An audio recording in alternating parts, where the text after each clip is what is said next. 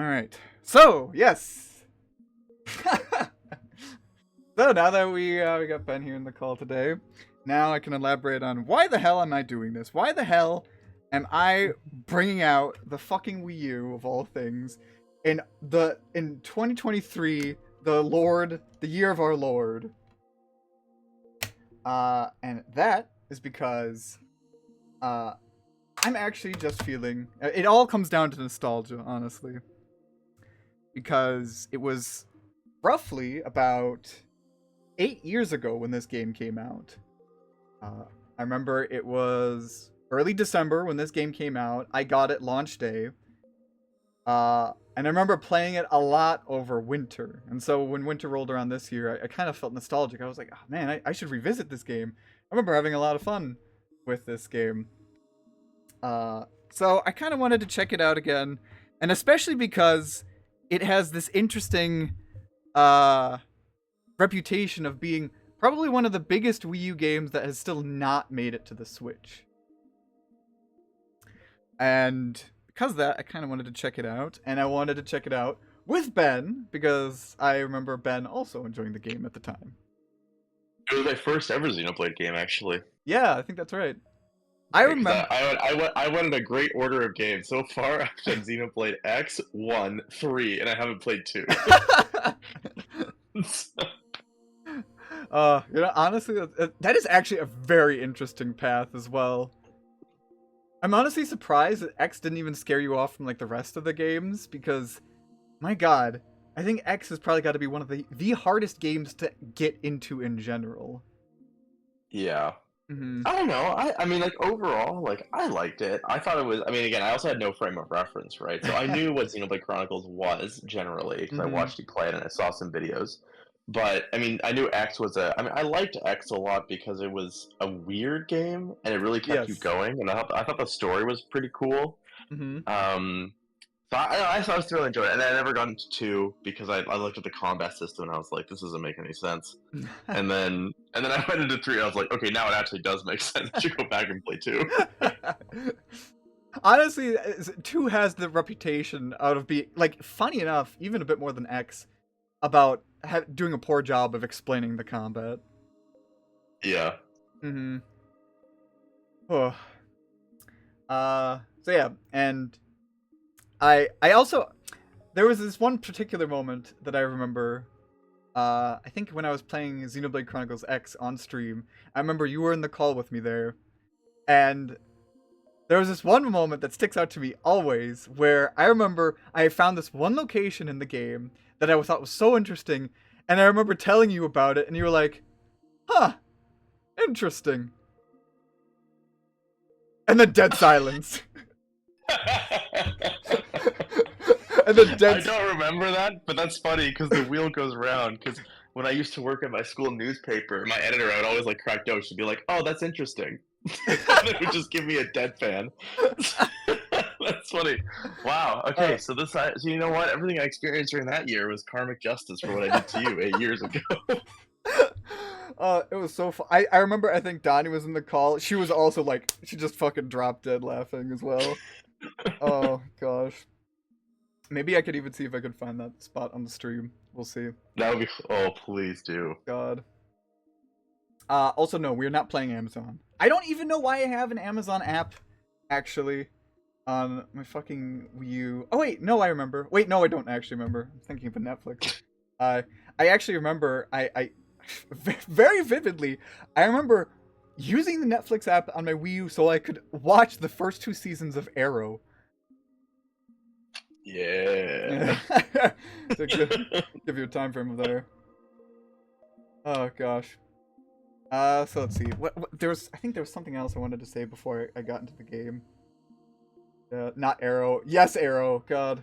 I think I only watched the first 3 seasons of Arrow, the first 3 seasons of The Flash, except for the last episode, and then nothing else out of that CW universe. Yeah. Mm-hmm. Oh boy.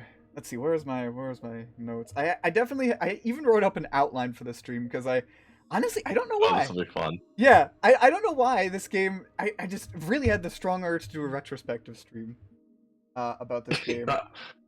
I like this because I watched one video from an NL on YouTube and I was like, that's enough. That's enough. I'm sure you can get the base of this game.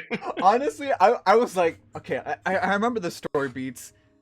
I'll quickly run through a Wikipedia plot summary on this, and I think that'll help. And I'm like, I read it, I'm like, yeah, that's enough. Okay, start the stream. Okay. So, let's see. I guess we'll just start getting right into it. Now, this is gonna be really weird for me for a lot of reasons, because again, I think the last time I touched this game was in 2016. And the last time I touched the Wii U was only earlier this year, just to buy some eShop games that I'm probably not gonna play. But gosh. Oh, hey Caleb. No worries. Thanks for coming on by. Yes, that does. Oh my god, I just saw the gamepad like light up with like the logo. Fuck. Came back. Finally, I've been reborn. This is what I'm talking about. Years.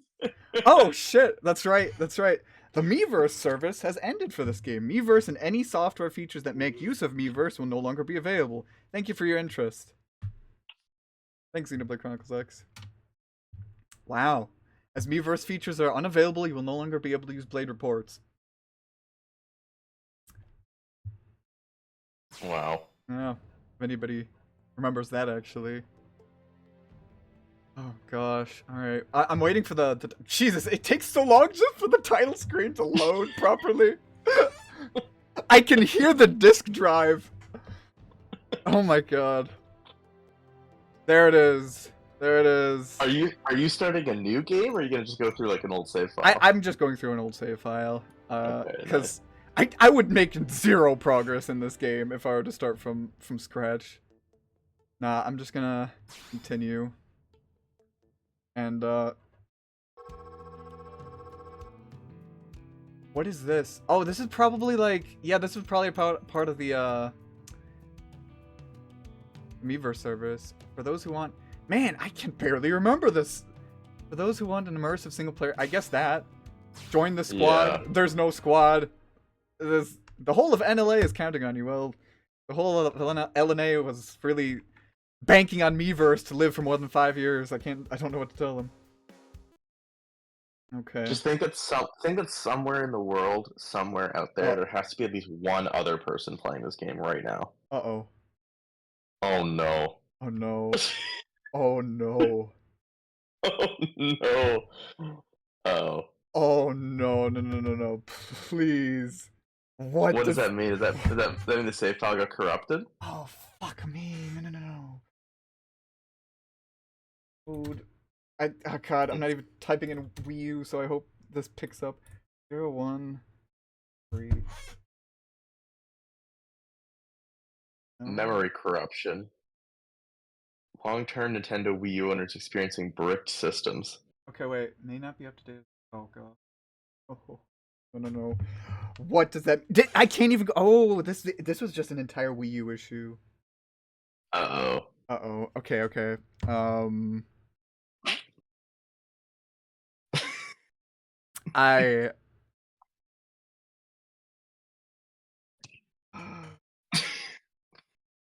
Wow.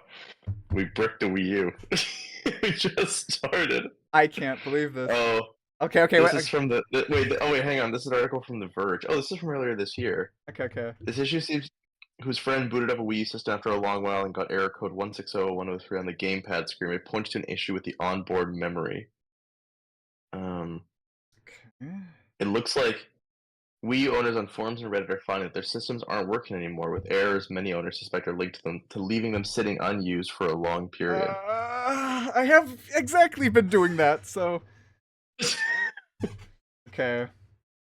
I mean, we're gonna try again. Maybe it was a fluke. God, I hope it's a fluke. Fucking hell. God, that's gonna suck. Okay, yeah.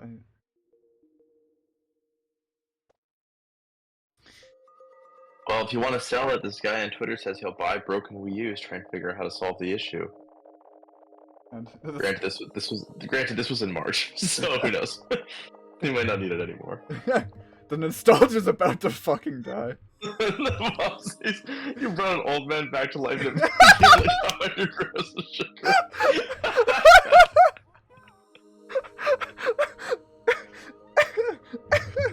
Oh fuck. Okay, wait. Well, wait. Let me go. Let me go into the settings. Let me go to the settings just quickly, just to see if the settings loads up. It's gonna get bricked, dude. God. It also mentioned like possibly needing to like update the system, so I'm gonna see if that's needed here. Might be. Update to latest system. Update. Checked that caffeine right into the bloodstream and it didn't work. Okay, that's not good. So the system is already up to date. Okay.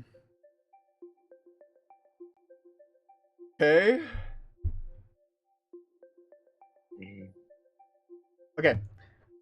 Here's what we're gonna do. We're gonna try to load up Xenoblade X once more. If that doesn't work, I'm gonna try to see if maybe that would take a while. I was gonna say maybe because I'm not sure where the data packs are for this game. Maybe that has something to do with it. Okay. All right, here we go. All right, here we go. Just starting up Xenoblade X, like we haven't already done that. Okay, well here's the good thing. If you, according to his website, if you look at the network settings, that's right. If you make sure the Wii U console software is updated, you can restart the device. You can clear the cache, and if that doesn't work, you can format the internal storage, change the device's hard drive, and replace the NAND flash memory. These all seem like really easy, straightforward tasks. So... No, this is not Joe. This is Ben. Okay, yes. Thank you for telling me again that Miiverse does not fucking work. Okay, continue. Boy. Okay, let's try again. Come on, yes, thank you. I've joined the Lifehold Squad. Get me into the game. Get me into the game. Okay, we got to the loading screen. Oh? Okay.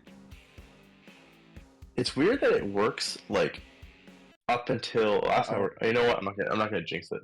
You jinxed it! It gave me the thing again. Oh no. Oh no. No! My god. Wait, try a different game.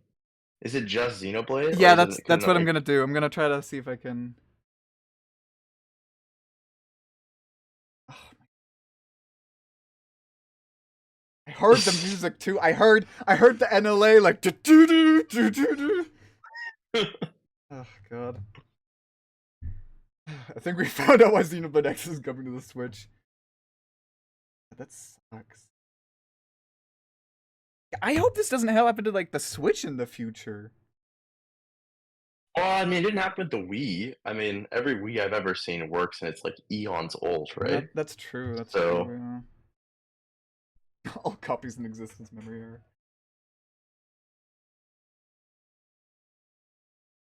Oh gosh. Okay. You know, and the thing that sucks, I can't send this into Nintendo. Nintendo does not support repairing the Wii U anymore. Yeah. I mean, if I can't get this to work at all on my Wii U, there might be one thing... No, I can't do that. Gosh. Okay, wait. First, I'm gonna try... I still have Super Mario 3D World on my Wii U. I'll try starting that up and see if that works. It's gonna be the fastest pivot to a Super Mario 3D World retrospective. Super Mario 3D World! Try watching Amazon. Oh god. Okay. Okay, I mean it looks okay. Try getting into the game, but the world itself, like... Up. Yeah. Oh? Yeah. Okay. So maybe it's just Xenoblade then. Yeah. Okay, which is really weird. I'll try playing 1-1 here. Bell Hill. Yeah. I mean, if it hasn't crashed yet, I don't think it will crash. Okay, Right? yeah, probably not. Okay. Okay, that's good. So it's not a Wii U issue then. It's whatever happened with the Xenoblade save file must have been. Oh no. What Could you? game What do you if want you like? to play in remote Well, I play? mean, what if you? What if you deleted all the file information on Xenoblade X and just like restarted? Which would not be great, but at least you can do something. Maybe. I mean, let me look at one thing into the data management. I want to try launching the game one more time after this, because the thing is, I really don't want to have to like format. I mean, maybe I can at least salvage the save file. Yeah. Oh, I don't know. Let's see. Copy, move, delete data. Okay, system memory.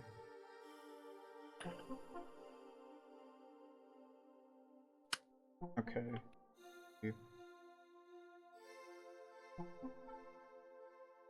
A whole whopping 32 gigabytes of internal memory. Well, then again, the Switch actually has the same amount, so.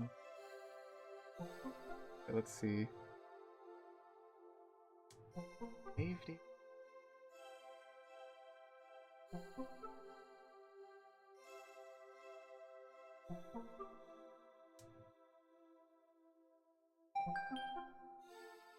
Wait a second. Okay, so update data is okay. And then save data, that's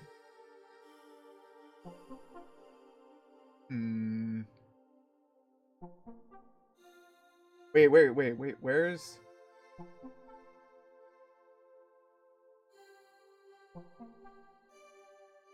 Okay, so that guy who bought the Wii U's, he says he managed to find a solution with an $8 Raspberry Pi Pico.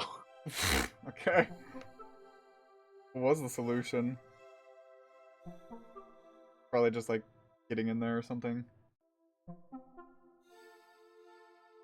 Bombs. Maybe feeling nostalgic for Xenoblade didn't work, but you could feel nostalgic for Putt Putt Goes to the Zoo. Yeah, let's go. Okay, so, okay, I just noticed one thing. I was able to load up Super Mario 3D World, but that is actually not on the system memory, but it is on my USB flash stick that is jammed into my Wii U. Oh. So I should try playing a game that is actually on the system memory. And if that doesn't work, then what we could do, potentially, to save this, is to put it onto the USB storage device.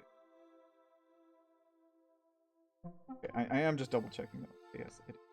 Wow. Mario 3D World is whopping 2 gigabytes inside.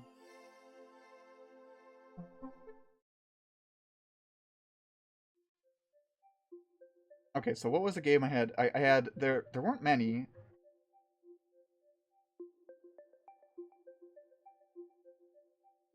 So I could try. Okay, so there's a few games I could try right now. Although I'd have to go into the other room to get Bayonetta. I won't try Bayonetta. I'll try Earthbound. I will try Earthbound because Earthbound's on the system memory apparently. Are you Earthbound? Okay. If Earthbound doesn't work, then there's definitely going to be a pattern.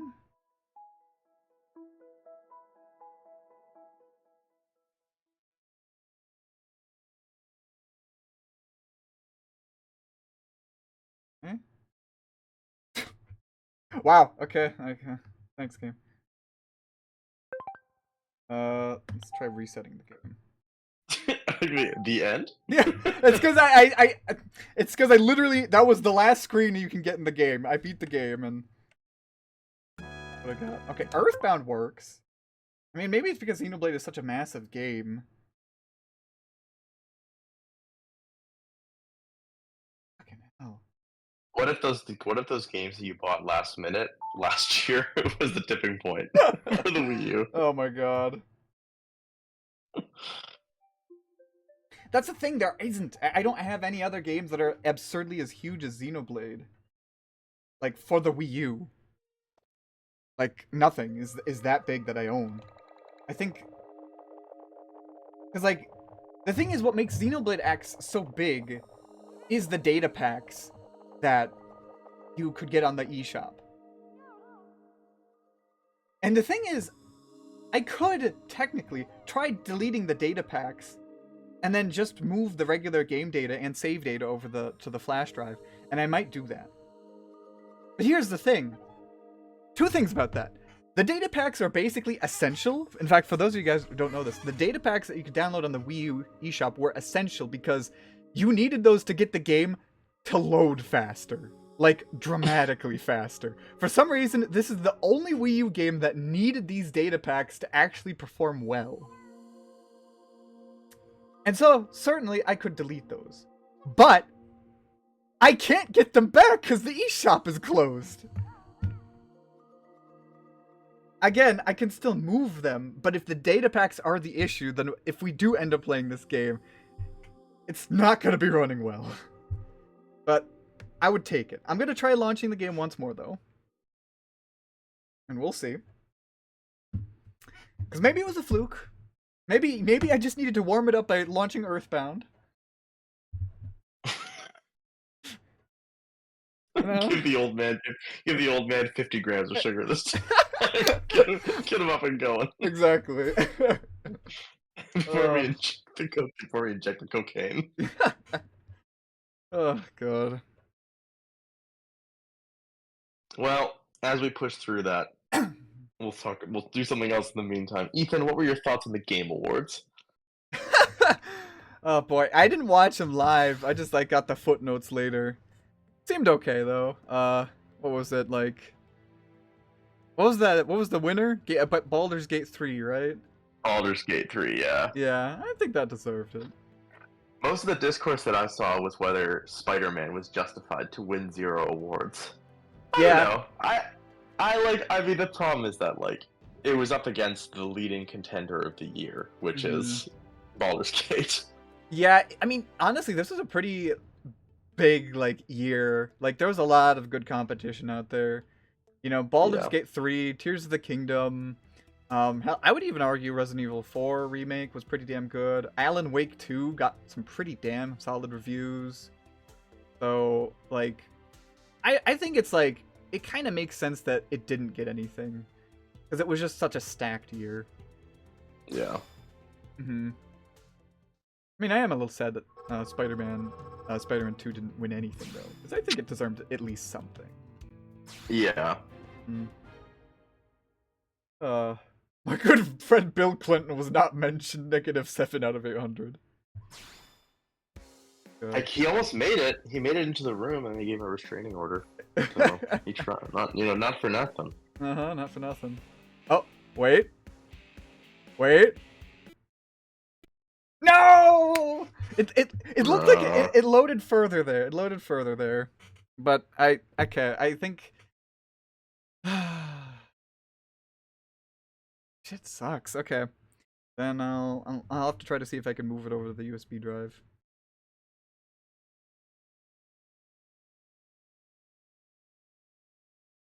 Just keep reviving it until the bar eventually loads. Nah, I think at this point I definitely got to try to transfer it. Exactly. Hardcore data management stream with Thatchner featuring The Wind's Requiem. Yeah, let me see. I'll search. I think Michelle's got a good point. Xenoblade.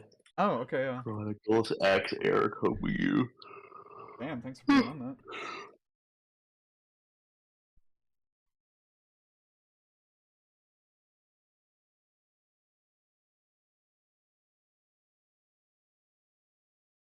Well, hey, in the meantime, guys, don't forget to check out our webcomic, please. Got a new update today. Alright. Yeah, let's see. Interesting. Okay, here's a guy on Reddit who's talking about this. Let's see what he says. Okay. Blow up the tab with this. Actually, if the memory's corrupted, I wonder if it would even move right. See.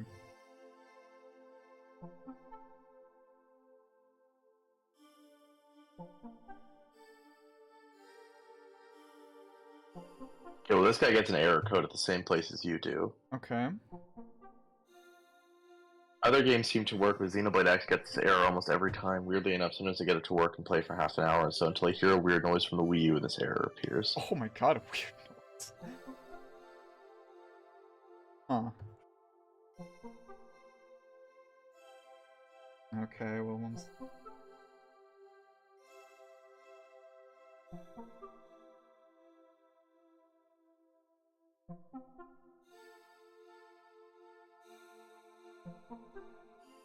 I was talking to Donnie about doing the stream. I was like, I'm really excited for the stream. This is going to be a fun stream. I can't wait to review one of my favorite games with my good pal Ben.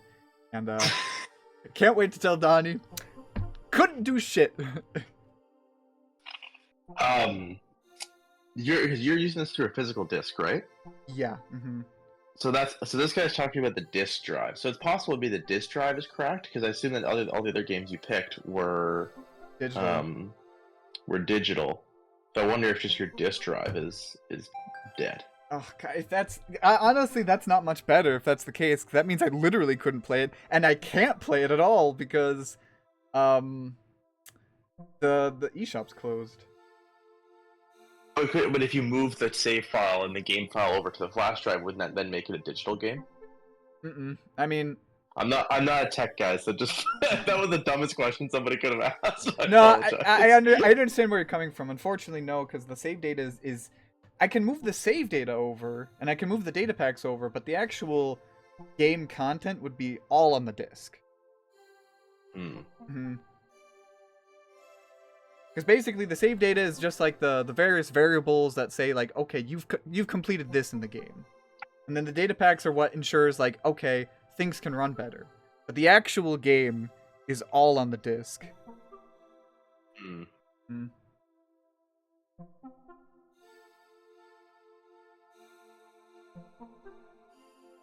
so let me think. If it's a disc issue, that's bad. It's a memory issue that could be salvaged.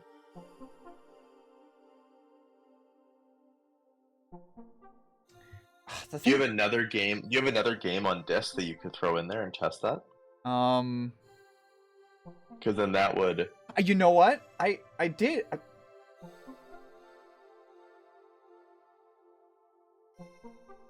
There's no fucking way.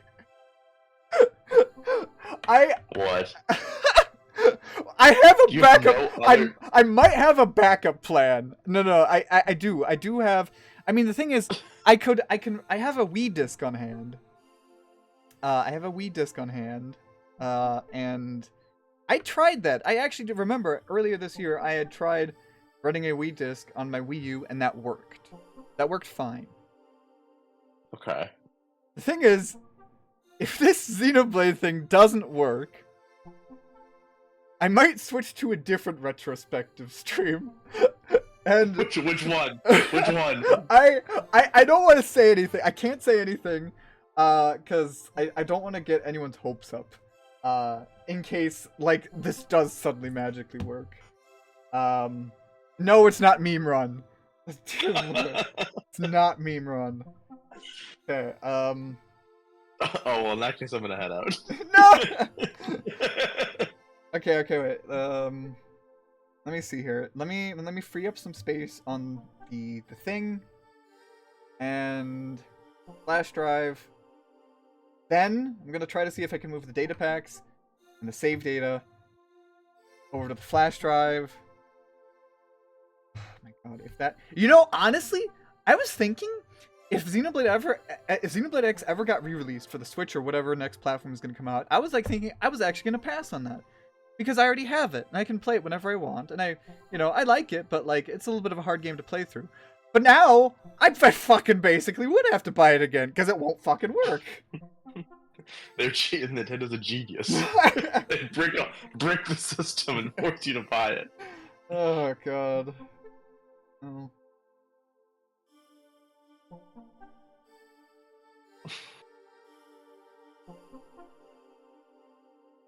Trying to make some space.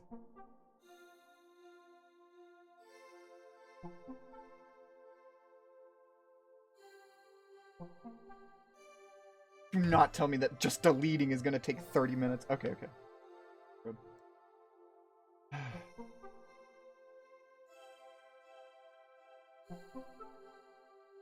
Holy moly. Eh. All I can see is various menus on the screen, so what I only can think of is just like classic hacker scene where you're just like furiously typing away at the gamepad. I'm in! Enhance! Oh,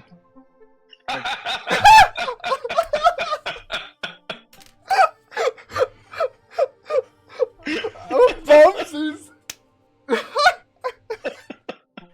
I hate you! Oh my god. Fuck me. Okay.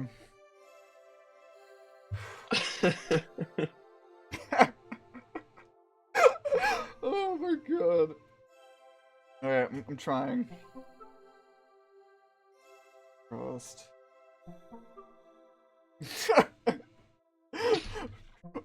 Wouldn't you be in for a treat, Bombsies, if the stream went off with aplomb? Oh god. You know, actually, I almost did. I almost did test this game before the stream. And I'm kind of glad I didn't. Because this has been so fucking funny. Oh god. So, what you guys are seeing says proceed with setup using the Wii U gamepad. What it says for me is do not disconnect. No! Do not disconnect. It's not! just... Look! Look! It says an error occurred during the movie process! I can't believe this! Oh my god! I can't play this game anymore! Are you fucking kidding me? Oh, no! I can't. I'm trying again. There's no way. What do I do? Time to buy a new Wii U, buddy. Oh my god. Let's see. Let's go to Craigslist, Austria. Oh my god. Craigslist. There's actually a Craigslist equivalent. What's it called? It's called Willhaben. How do I spell that? It's like Will and then Haben. Oh, okay, I got it. Yeah. Yeah. Let's see. Oh boy, this is a lot of German. Does Donnie not have a Wii U? She does! And, you know, that's not a bad thing to think about, Michelle. But, back then Nintendo region locked their systems. So I cannot physically... This is a perfect storm. This is a perfect...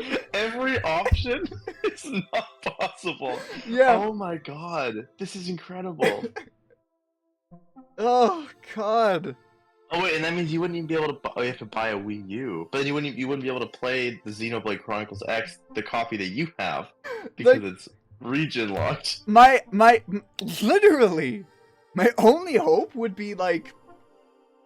Because I think you could. You have to get an American Wii U sent over to Austria. Yeah, I mean, there's technically two things that would come to mind. Either one, as you said, to fucking buy another Wii U from America and get it shipped out here, or two, modify Donnie's Wii U because you can homebrew the Wii U to not be region locked, then move my save data and all that onto her Wii U. But it wouldn't surprise me if the same issue would occur on her Wii U, because her Wii U has been used even less than mine. Okay, well, I found one from this guy in... Oh, he's in... Wait, oh. No, he's in Salzburg. No, that's nearby. Well, this guy's... Oh, well, this guy's selling it. So, 180 euros. Quickly, can you make it over here in less than an hour? Sir, do you take Amazon Prime? Can you homebrew your Wii U and just get a digital copy? You know, that's a bit more feasible. I mean, technically, the thing is, like, the sad thing is that, like, technically homebrewing Donnie's Wii U could probably take less than an hour. I don't know. It actually might not. Homebrewing Donnie's Wii U could take some time, and then doing that would also take some time. But I think by the time I get any of that done, it'd be time for me to fucking sleep. Like, oh, God. Alright, time to pivot. Where are we going, buddy? What's the next retrospective? Oh, God. Well, let me... I'm a stubborn man. I'm gonna try loading it up again. And I'm gonna try to... Okay, wait. I didn't try... I don't want to do it, though, but I haven't tried actually deleting the data packs yet. I haven't done that. Are you sure you want to do that, though? Like, if those... I mean, I don't remember having to download those data packs, but if those data packs are, like, crucial for this game to, like, actually function... I mean, they're not that crucial. Like, the game will just be slow to load, I think. But, I mean, okay. the thing is, it's either the data packs are the issue, like, it's either a system memory issue, or it's the disk drive. And I will only figure out which one it is once I delete that. Because if I delete it and it works fine, then it was the memory. But if I delete it and it's still not working, then it's the disk drive. And then I'm doubly fucked. Ugh. I mean, yeah, there would probably be a way to homebrew those back. Maybe, I don't know. This guy...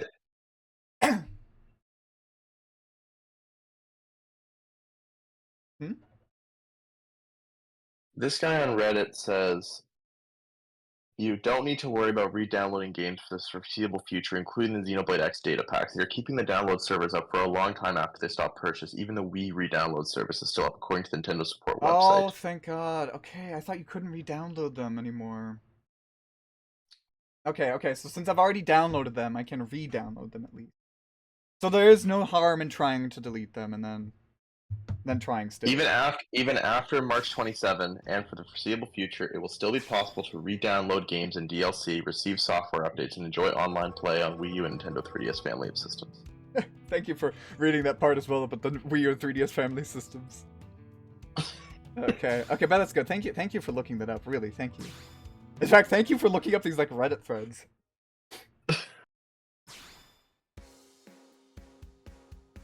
Yeah, so you can re-download. So you should be okay if you delete the data packs. Yeah. Here. For everyone's reading pleasure. Okay, it happened again. Okay, then try to resetting the Wii U and deleting the data packs.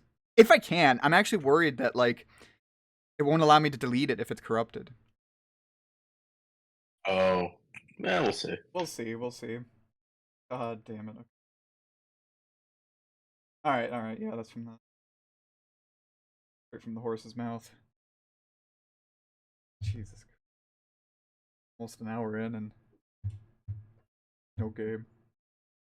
I have not gotten Peter Griffin yet, Momsies. In fact, I didn't realize, having now played a large amount of Fortnite on my PS5, that playing on the Switch, because I do not want to bring a metric haul of a console over across the country, it sucks. It sucks playing on the Switch Fortnite, because everything looks like trash and I can't aim. So I don't know. I have not gotten Peter Griffin yet. Also, I never did that exploit with the XP, so I am just like level 25 or so.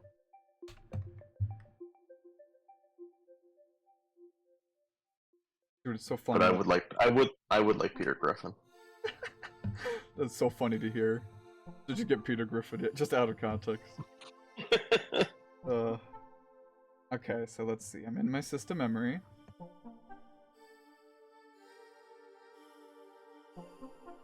Xenoblade X. Okay, can I delete? It should be it says downloadable content. It says downloadable content. Not the save data. I'm double checking. Yes, the save data there. Wow, it even says the last time I played this game was April 30th, 2016. Yeah. Okay. apparently at past midnight. Okay. Yeah, Bombs. The problem is the Lego game mode is really boring. I really don't like it. I know what they were trying to do. I just don't think it's that interesting. Yeah. Scathing review on the Lego mode. Yeah, it's just like weird. You don't really do anything. There's no real end game. It's just kind of walk around. You're ruining my life, Benjamin.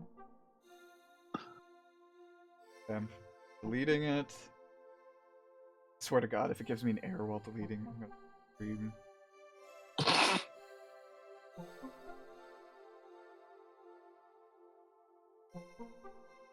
How often do you play Fortnite, actually? I try to play like every day or so. I don't know. I mean, like, yeah, like it just. I mean, sometimes I have other stuff, but I try and play. Like the thing is, I don't play like hard. A lot of the time now, especially if I just have the Switch, just like logging on, trying to do some quests, and then just like log off. I'm not trying to win. I'm just trying to complete the battle passes. Yeah. But yeah, I'd say about every day. Okay. Oh, that's pretty. That's dedication then. Yeah, it's the only game that I've managed to consistently get. It's weird. I have no problem with playing Fortnite day in, day out, and yet for some reason I haven't even finished Xenoblade 3. So. I mean, they're Also, pretty different games. add that to my wonky order. So I've done X, 1, 3 incomplete, 2 not even started, And then Fortnite somewhere in there. and then Fortnite is somewhere up there. Okay, so good news, I was able to delete the data packs successfully. So Here we go. we're gonna try going in there. It's gonna take even longer to load, so. Yeah, I was gonna say the game actually just never loads because you deleted the data packs. Oh boy. I've won, but at what cost? Okay. I mean, thinking about it, the fact that it told me that there was an error in moving it makes me think it has to be something about those data packs and not the disk drive. We'll see. We'll see. We'll see. So maybe Xenoblade X will be in the winter Steam sale. No, I don't think so. God. This is gonna go into the archives. If I can remember it, I'm gonna archive the stream. Yeah.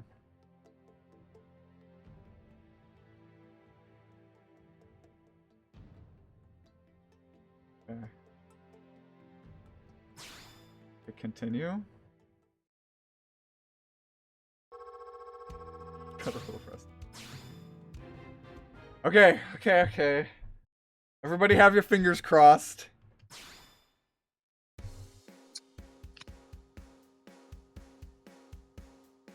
Please.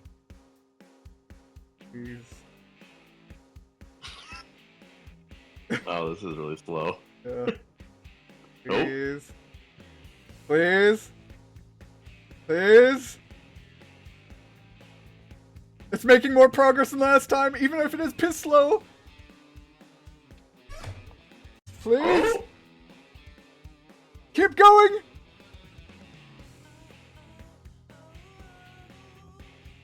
I can hear the sound of NLA. I can see the light. I can hear the sounds. NLA is calling from the other side. My son is on the other side. Come on! The map loaded on my gamepad! Come on, keep going! Oh my god, this is so slow! So if you re-download the data pack, wouldn't that solve the issue too? Win! Sorry. Yeah, probably. I would imagine if I downloaded it onto the fucking flash drive, but we're in! Okay, hang on. I will say that this guy did say that he did manage to make the game load sometime, that it would crash within 30 minutes. Okay. But, so we'll see. If you don't crash in 30 minutes, then we're probably pretty in the clear. We'll see. Okay, who's in my team? I got Elma, Perform Elma, the fucking president, and Lynn. And the no pawn. Oh yeah, well, he just does nothing, so he doesn't count. Okay. Alright. Fucking, oh, Jesus Christ. I can't believe this. I can't believe it, and it's raining in the game. This is probably the Xenoblade game I would like. Honestly, I'm not sure. This game is pretty, like, dense, I would say. Okay, but we're in. I gotta get my notes up. Okay, wait. Okay, this is taking a risk, but I have to go to the bathroom. I'll be right back. I'll keep the game running. Just give me a moment. 1 second. I'll be right back, guys.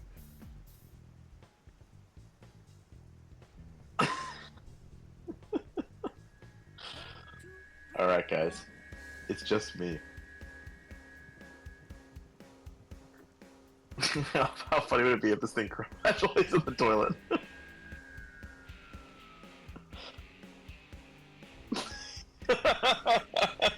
Shell.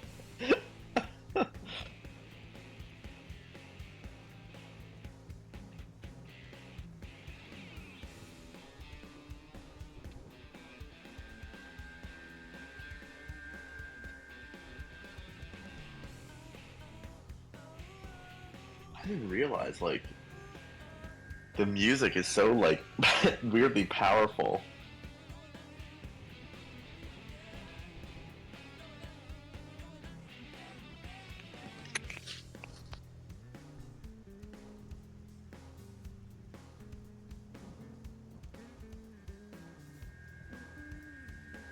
Yeah, I guess that's true, Ballsies.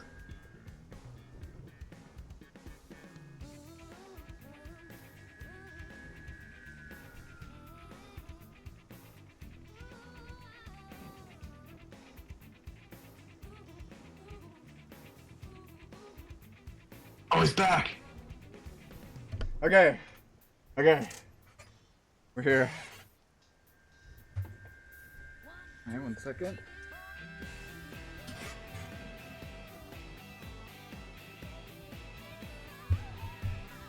Hi, my name is Thatchner, and you're watching our Xenoblade Chronicles X retrospective stream, where nothing happened.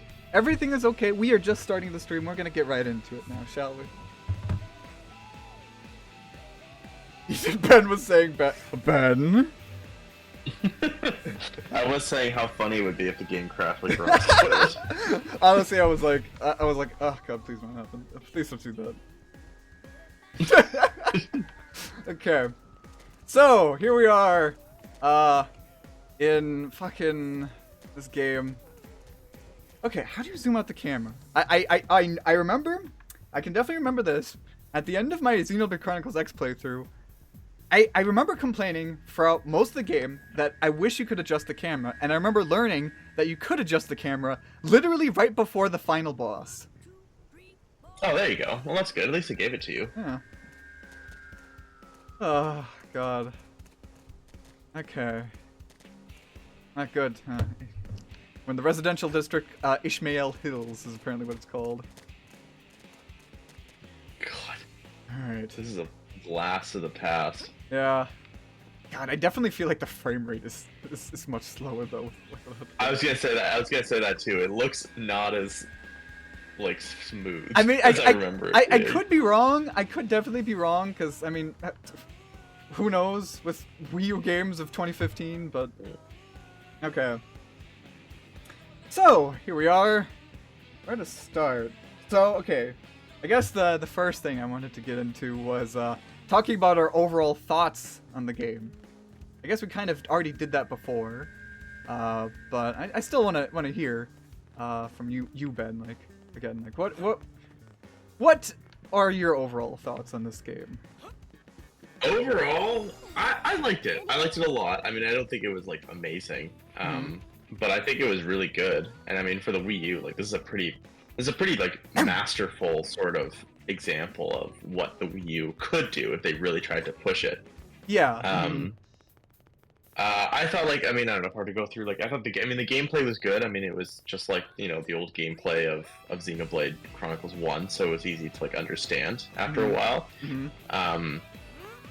I really like the addition of skells. I think Xenoblade 2 and 3 and I mean, even one to a certain extent, like they just kind of lack some mobility options. I think the scales were a really nice way of like getting around that. Oh yeah. Obviously, that also means that the game has to be like appropriately sized up because of that. But I thought the flying and the driving was like a lot of fun. Oh yeah. I really enjoyed it. And in terms of the story, I mean, I think the story was really cool. Although obviously, I feel like it's been 8 years we've left at a cliffhanger, so it's not like it's over. Oh yes. That infamous cliffhanger. Yeah. No, I thought it was really good. Yeah. What about you? Yeah, I mean, I definitely remember having a lot of fun memories with this. Also, hi Mew. It's kind of fun, kind of coming back to this, to seeing what this game was like. God, this already feels like pretty dense. But yeah, I had a lot of fun times with this, a lot of fun memories. I would agree with you that I do feel like sometimes that having that extra bit of mobility, like flying around with the scales, that was definitely fun, and I think it added to the sense of exploration in this game. Yeah. And I think honestly, this game has probably one of the best senses of exploration in any of the Xenoblade games. Like, that might be a little bit controversial. And I'm not saying, like, the other Xenoblade games don't have good exploration. I think they all do. But I think Xenoblade X had something that was very special that the games didn't quite have, that the other games didn't have. Yeah. And in a moment here, I'll definitely get around to like showing off more of the world, but I think from a technical level, this was very impressive, and it kind of shows why Nintendo trusted Monolith to help them develop the open world of Breath of the Wild, because I think it honestly, I think it shows, because how this world is designed is very impressive. I almost say that the world in this game is much more impressive than Breath of the Wild's, if only for the fact that the terrain and the places that you can go in this game are so bizarre and strange that they really stand out to you. Yeah. Mm-hmm. My only slight gripe about this game is that, and I've learned this over time, is that I think most people understood that the strength of this game comes from the side quests.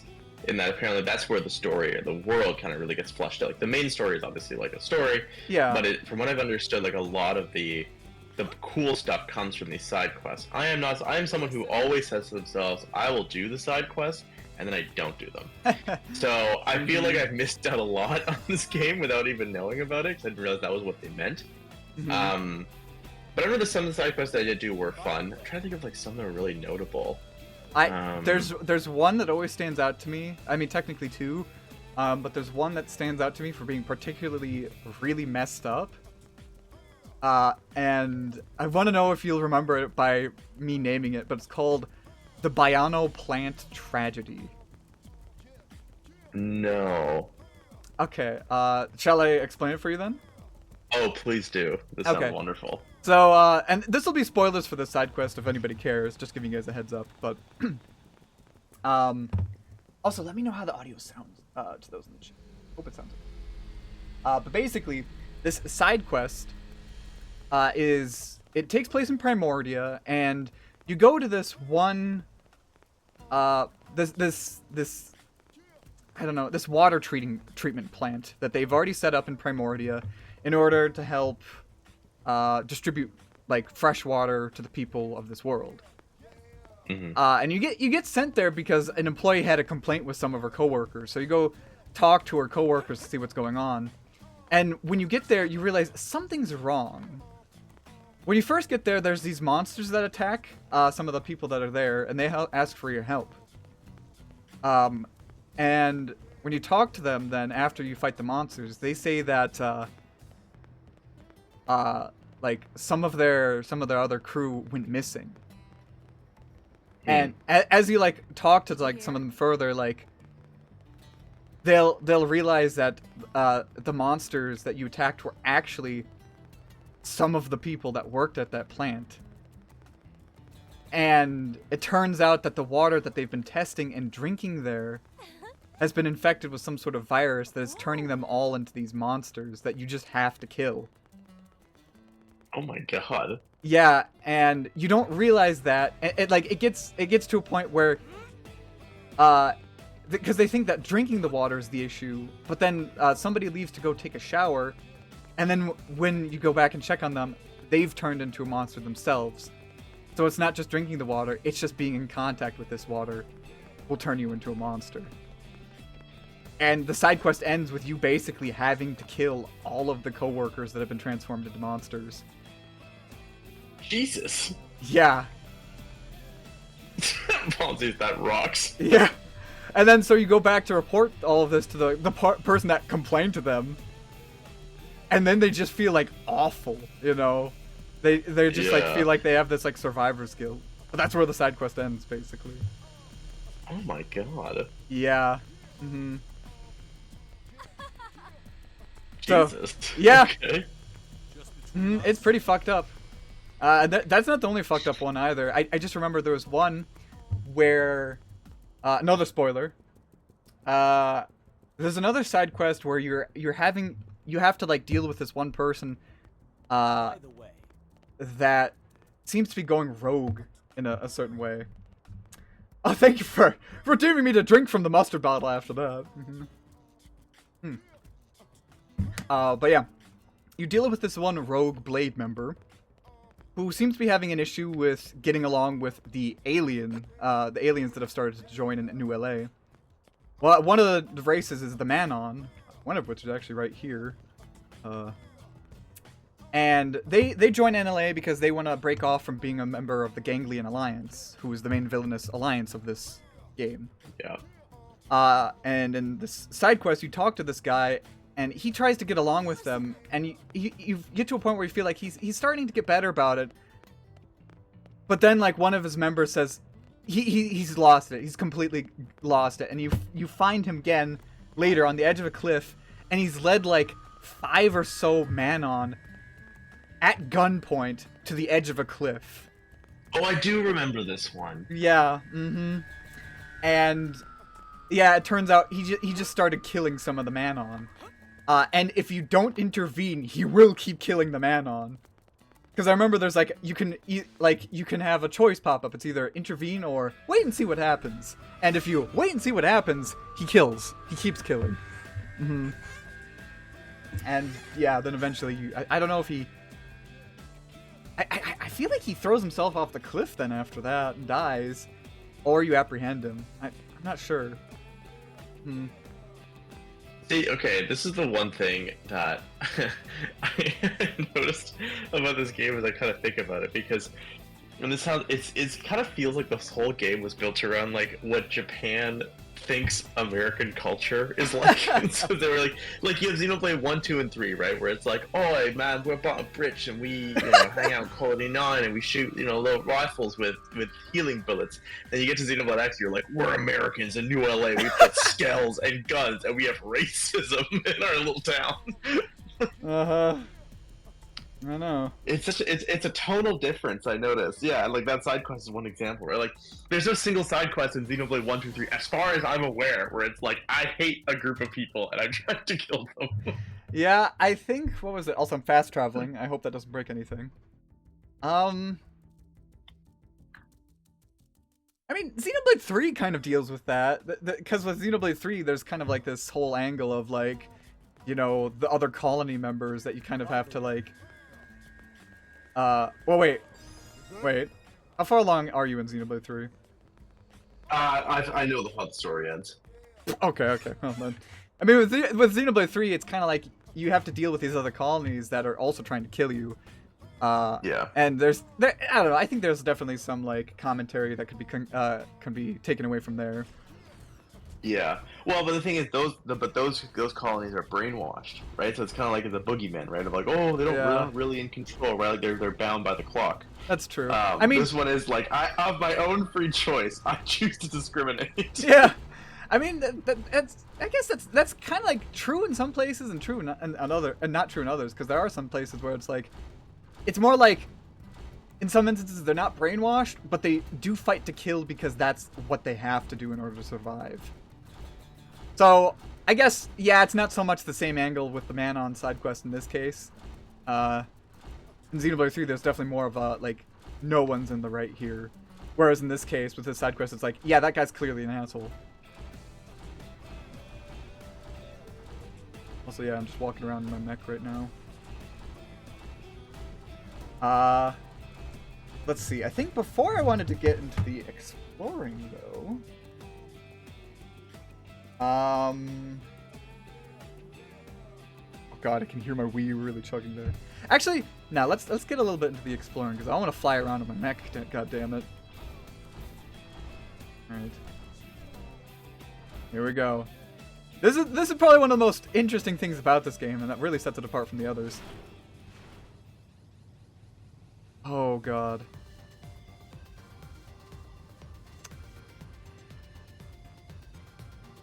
That feeling hasn't gone away. Oh, are you still there, Ben? Uh-oh. Ben, did we lose you?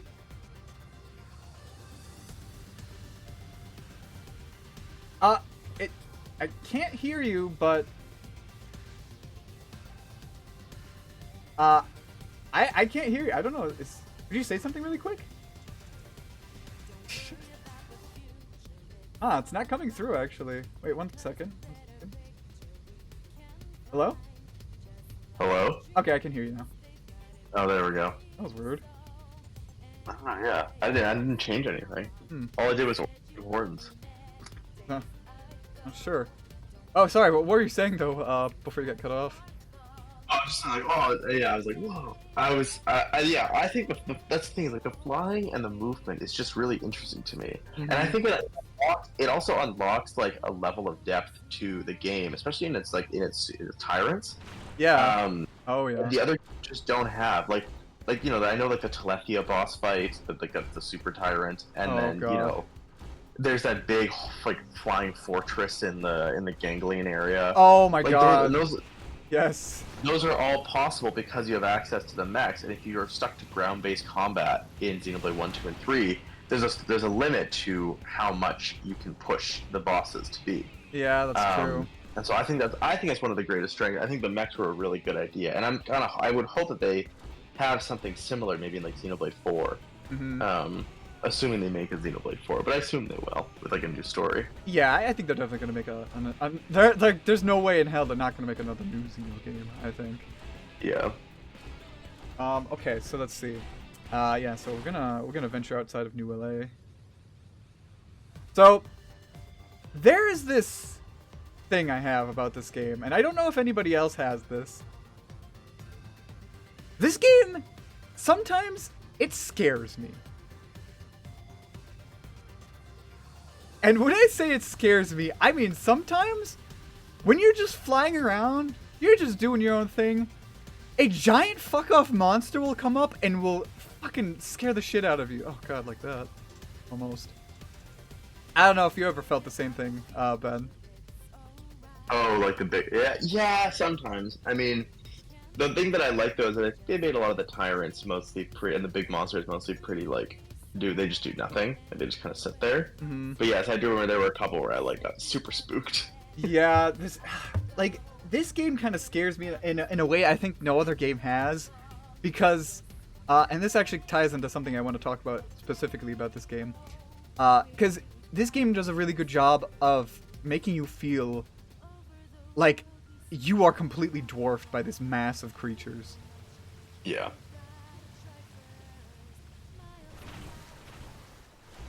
Oh, Jesus Christ. Yeah, that's the absence of the data packs going into play. Hardcore pop-in right there. Yeah, I mean, I love it too. How do I get out? But it really puts into perspective, like, how small you are in this game. I want to see if I can show off some of, like, the bigger, scarier monsters. But this is one of them. I mean, this is a pretty docile creature. Though it is kind of funny because even though I am well, I'm not even level 60. I just realized that. Even though I'm level almost 60 though, this monster is level 50. This monster will still kick my ass because it's just so big. You know? Yeah. Although, I think if you go after the appendages, it makes it easier. Although, I never learned how to do that. I would just brute force it. Yeah, I know. I didn't learn how to do that either. I know you have to target the appendages for some of the bigger ones, yeah. Mm. Oh, but to go along with that idea of, you know, being dwarfed in this game has one hell of an atmosphere to it that I have to talk about because it's so unique to any kind of open world that I've ever played. The fact, like, this game does a really good job of making you feel like, yeah, you're on this alien world, and you are, you feel like it. Everything is out to kill you in some way. This world definitely feels very unsettling, and it makes you really feel like you are not supposed to belong here. Yeah, it does make you feel like Xenoblade. God damn it, I was like thinking, wait, he's gonna continue that. No, he's just fucking making a meme. But no, I mean... No, I do agree though. Like, this thing, I will say, like, for me, when I think of the open world experience, like, this is what I really think about in all my experiences. Even, like, Yeah. Tears of the Kingdom, Breath of the Wild had that feeling, but this is, like, kind of subtly a world that is lived in. Like, you feel like this is a fully fleshed out world with, like, interesting concepts. Exactly, yeah. As opposed to, yeah, there's humans that live here. Maybe it's just because it's also foreign that it feels a lot more immersive than, like, Tears of the Kingdom, or most of the people who are like humanoids and all that stuff. Yeah. But yeah, I always remember being very impressed by the scale and just like the uniqueness of Mira. Yeah, definitely. I'm supposed to kill that dude. Part of a side quest. No, wait, I'm not trying to. No, I'm trying to target this guy. I don't want to fight him, but like...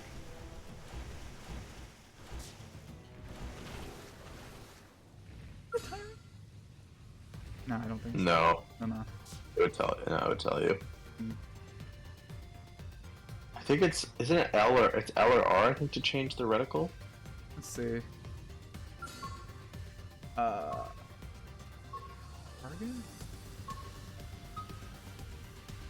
I don't know. Oh. I think it's just kind of wonky. Sometimes I can do it. Target lock. No, I could. Oh my gosh. Oh, camera just... Oh, the music is playing now for whenever you fly.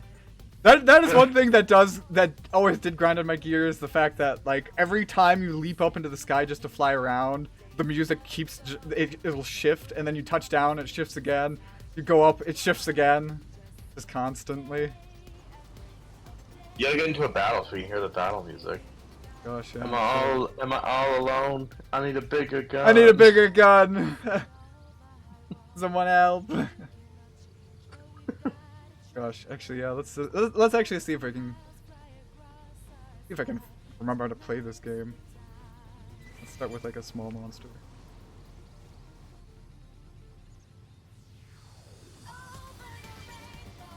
Come on, give me a monster. Give me a monster. Bob's asking what your favorite looking monster is in the entire game. Oh god. There's probably quite a few. There's this one that you can find floating around in Oblivia. That is kind of like one of those monsters that always scared me whenever I passed by it. It's like level 91 or something. Oh yeah, I'm looking at it right now. The I need a bigger gun line has really solidified this as an outsider's perspective on the US. Doesn't it? Yeah. Wait. I think actually, wait, that's a tyrant, but like, I could take it. It's level 13. I think I've already fought it before. Famous last words. Oh yeah, I have. Cyrene the Lost. Okay.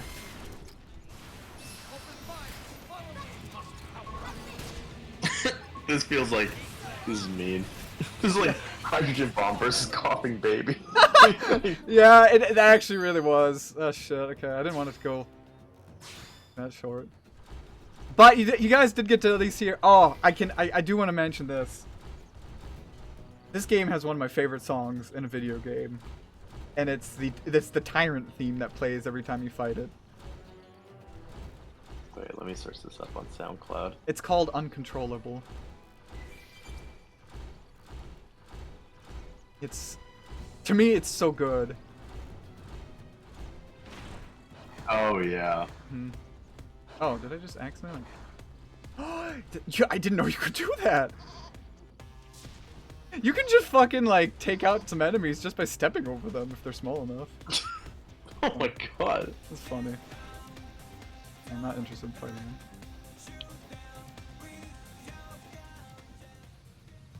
Okay. But yeah, the tyrant, the music that plays whenever you fight a tyrant always sticks out to me. I don't know why, but I always just thought it was so cool. It feels like, I don't know. I can't really describe my feelings of it, but I've listened to that song so many times. It's probably one of my favorite, like, unique monster themes, to listen to. Let's see if we can find it. Also, when I say unique monster, I also do mean tyrant, because in this game, they're called tyrants, but they're basically also unique monsters from Xenoblade 1.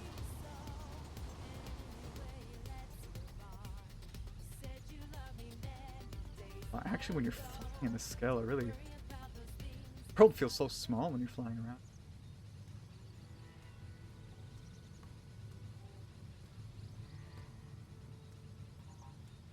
Oh, but I remember this Spiral Mountain.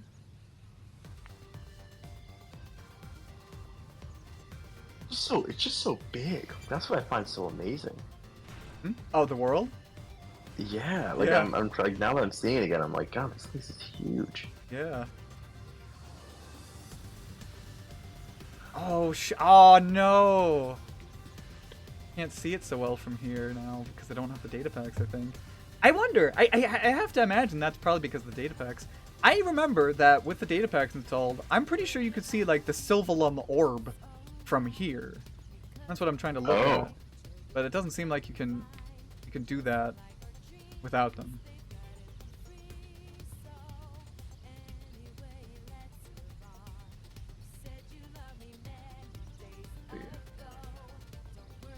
All right, let's fight a different monster. Oh, okay, well, okay, not that one. I found like one of the huge level 90 monsters. The super bosses, yeah. Yeah. Okay, what's it called? No. I'm trying to lock onto it. Ooh, the camera's actually a little bit weird to target. Lucille the Eternal. That's what this one's called. I'm not fighting him. I could not fight him. That's the first. I think that's the first like super boss. They only get harder from there. Yeah.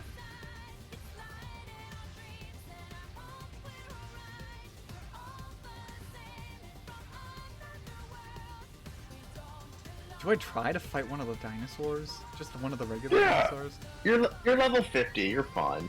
Yeah, I guess. It looks like it's part of a side quest too, so I guess I could try. Everlasting Milosaur. Oh boy, okay.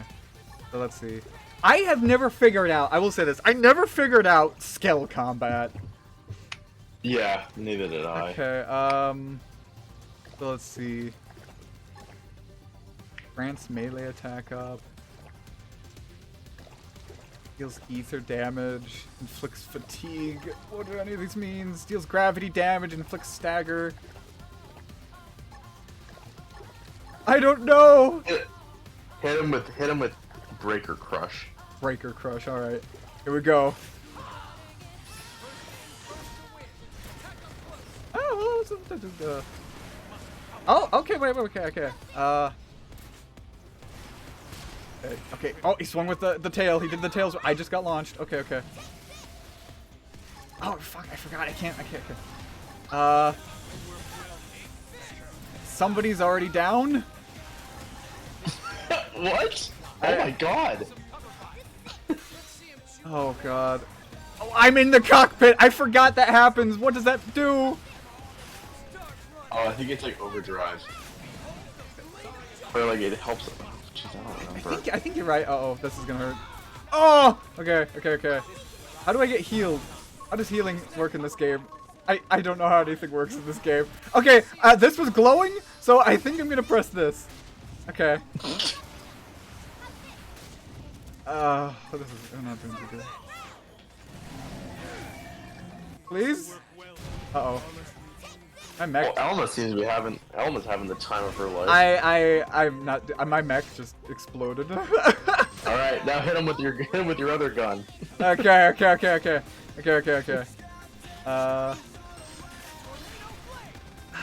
Wait, I'm supposed to use that in tandem with something.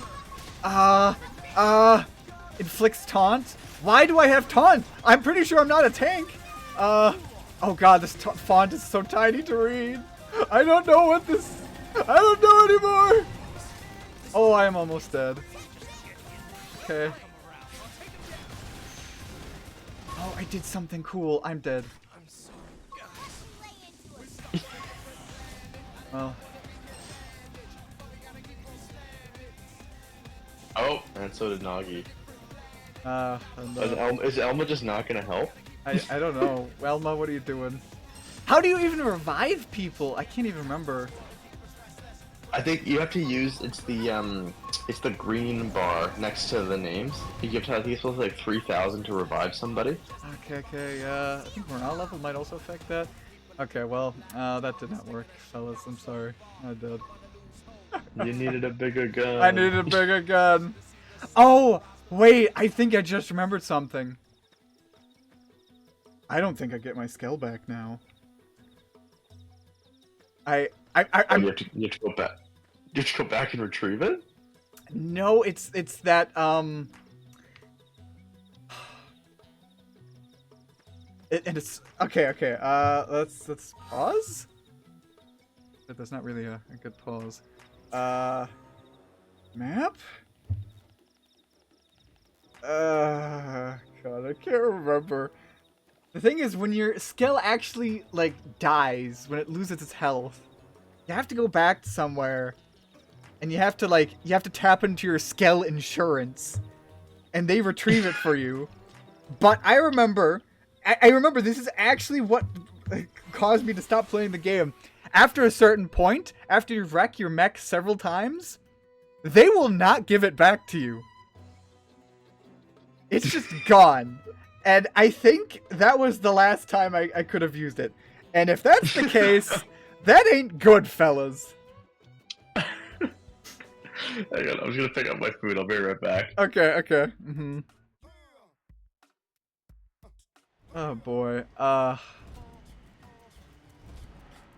Yeah, none of my mechs are around, actually, so that's not a good sign. Oh, God. I gotta...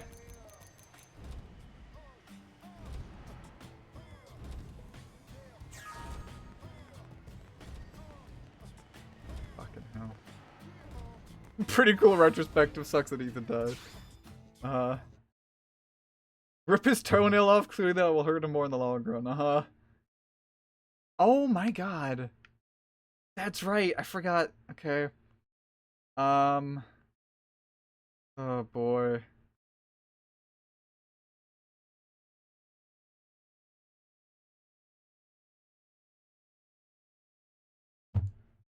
Facilities?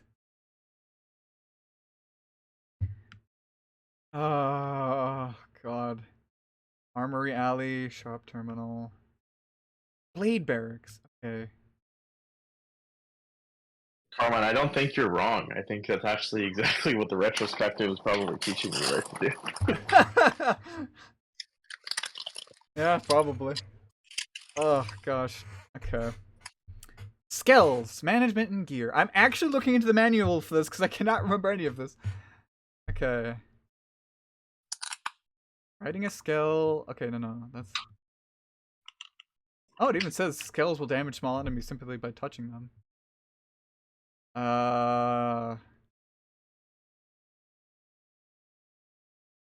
Right. Okay, you can manage your skills by selecting Blade Barracks Hangar on the Blade Barracks console and then selecting the skill you want to modify. Okay.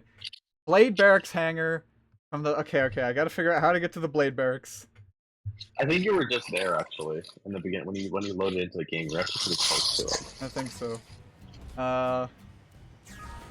Let's see. I think there's a way you can fast travel directly to it as well. Blade Barracks. Okay. Oh gosh. Oh, you know, I just remembered something. So you know how I mentioned earlier about that thing about how I told you, like, oh, I found this really cool thing, and then you told me, like, back then, like, huh, interesting. Yeah. I do remember there was technically something similar that I did to you, and I still feel bad about it from time to time.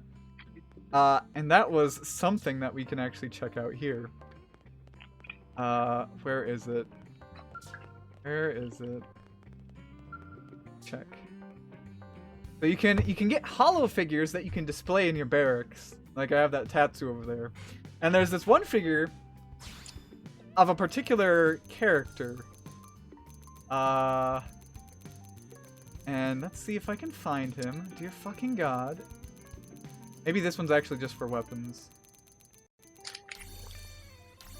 Yeah. Okay, that one's just for weapons. I still have it here. This one. This figure of good old Hector Burtwhistle. The superior form. Yeah. God, fuck it. I remember back when we used Kick. You messaged me a photo of this, or at least you mentioned this to me, and I didn't look at the message at the time. But later on, I sent you a message of this after I discovered this for myself. And I said, "Oh my god, look at this band!" And you said, "Ethan, I already messaged that to you."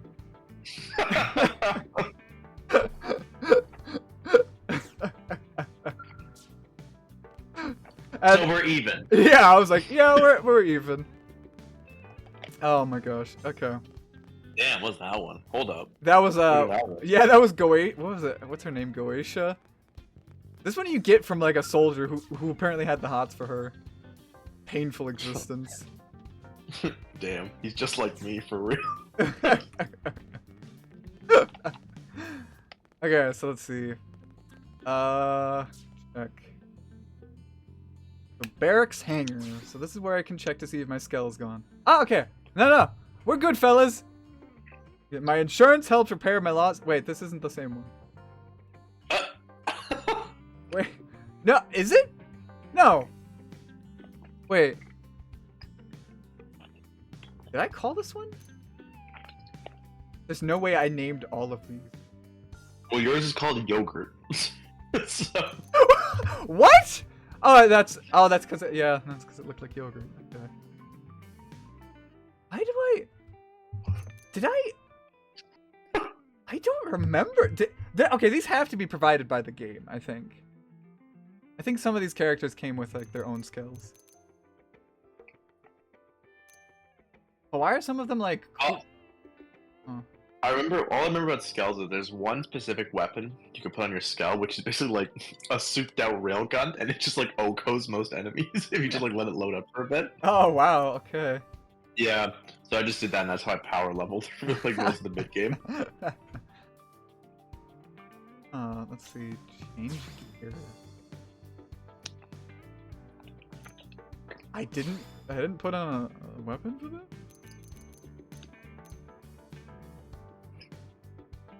Okay. Now, so this is a good point to talk about this game's fucking complexity. Looking at the screen hurts me. Like, so much. Maybe if you're an MMO player, this probably doesn't bother you too much. But god. Like... Oh yeah, I never understood anything about this game. I had no idea what I was doing. I looked at the numbers and I was like, it's going up. Yeah, exactly. Like... This confused me because, like, in this game, when you get your mech, you can customize it in, like, a billion different ways, you know? And the thing that gets confusing is that, like, there's, like, again, like, different kinds of armor. Each, like, you can basically buy a weapon part for each art you can have. And then on top of that, there's the armor that your skell has. You know, there's the head, there's the body, there's the left arm, there's the right arm, the left leg, the right leg. I remember the one thing I remember they also had like, I don't know how I never got access to them. They had like specialty weapons, like unique weapons, where it's like a ball, like a mace. You could swing at enemies with your scale, but I think you had to reach like a certain level of experience or level with like a production company that would make the weapon once you like maxed out your relationship to them. Oh my god, you're right. Yeah. That exactly shows like how layered the complexity of this gets, you know? Mm-hmm. Oh, hack I'm weapon. pretty sure there's one where you like throw a robotic eagle at the enemy. Is there? Yeah, I think so. I don't remember that. My god, holy shit. Okay. So this says railgun. I don't know if this is the railgun you're talking about, but I'm gonna buy it anyway. How do I buy it? Oh no, I just have it. Okay. Oh, but that replaces the other. Oh. Too late. Okay. No, I'm pretty sure the one that I remember is bigger. It's like 4 railguns connect to each other. And like it's the only thing. It's the only thing you can put on your back, but it does like 1 trillion damage. Okay. Shit. Oh yeah, I think you know. I think I remember that. But yeah. So and you guys can't even see it because my webcam is obscuring some of it. But like behind the webcam, there's also the attribute resistances. So it's like you don't have to worry just about your defense. You know, yeah, you can't just worry about your head armor, your left arm armor, your right arm armor, your left leg, your right leg, your body. You also have to worry about attribute resistances. You have to worry about your skills left and right armor and head armor and then all of its weapons that you can stick onto it. And as Ben said, like you can only get certain weapons if you fucking have a good relationship with like the people that are running companies in this game. Oh god. Yeah, so if I were to ever play this game seriously again, it would take me like a good few hours to try to figure out all of its systems again. Okay.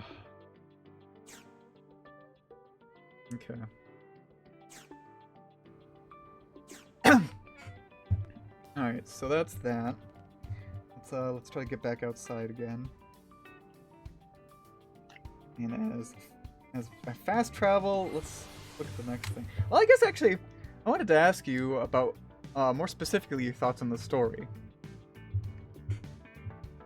I liked the story. Mm-hmm. I think it takes a little while to get going, from what I remember. Mm-hmm. Like I remember it wasn't until like the snow world where things really started to kick off. Yeah. Mm-hmm. I distinctly remember one of the final sequences going to the base where the bodies are in the or they think the bodies are in the life hold. Yeah. And all the cells are like flying in formation. That's a really cool scene. I remember that very distinctly. I remember that too. Mm-hmm. The only other element of the story that I can like truly distinctly remember is when Lao falls into the pit of genetic materials and becomes like a kaiju monster baby. Yeah, he gets merged with Luxar, the main bad guy. And then he gets merged with like every other organic being in the planet. Yeah, exactly. Which I thought was cool, but that was a scary boss fight, and that was not what that was scary, and that's like I was like a little nerve-wracking as me being like what 13, 14, 15. Oh yeah, that's right. You were so young then. Yeah. But I remember that boss fight being really hard too. Because I think like he would destroy your skull, and you just kind of have to like run around, hope that you can refix your skull, and then go back. Yeah. But I liked it. I liked the story. I thought the fight like it was cool. I mean, I really hope they expand on this because the idea of like what is going on this planet, like all the bodies in the life hold are actually dead. And they've been dead for years. Mm-hmm. Is a really fascinating concept, but for some reason, I don't know why they haven't done a sequel to this yet. Or maybe they are working on one, we just don't know it yet. Yeah, I mean, it wouldn't surprise me if they were to make like a Xenoblade Chronicles X 2 at some point. Maybe a Switch 2 launch title? Maybe.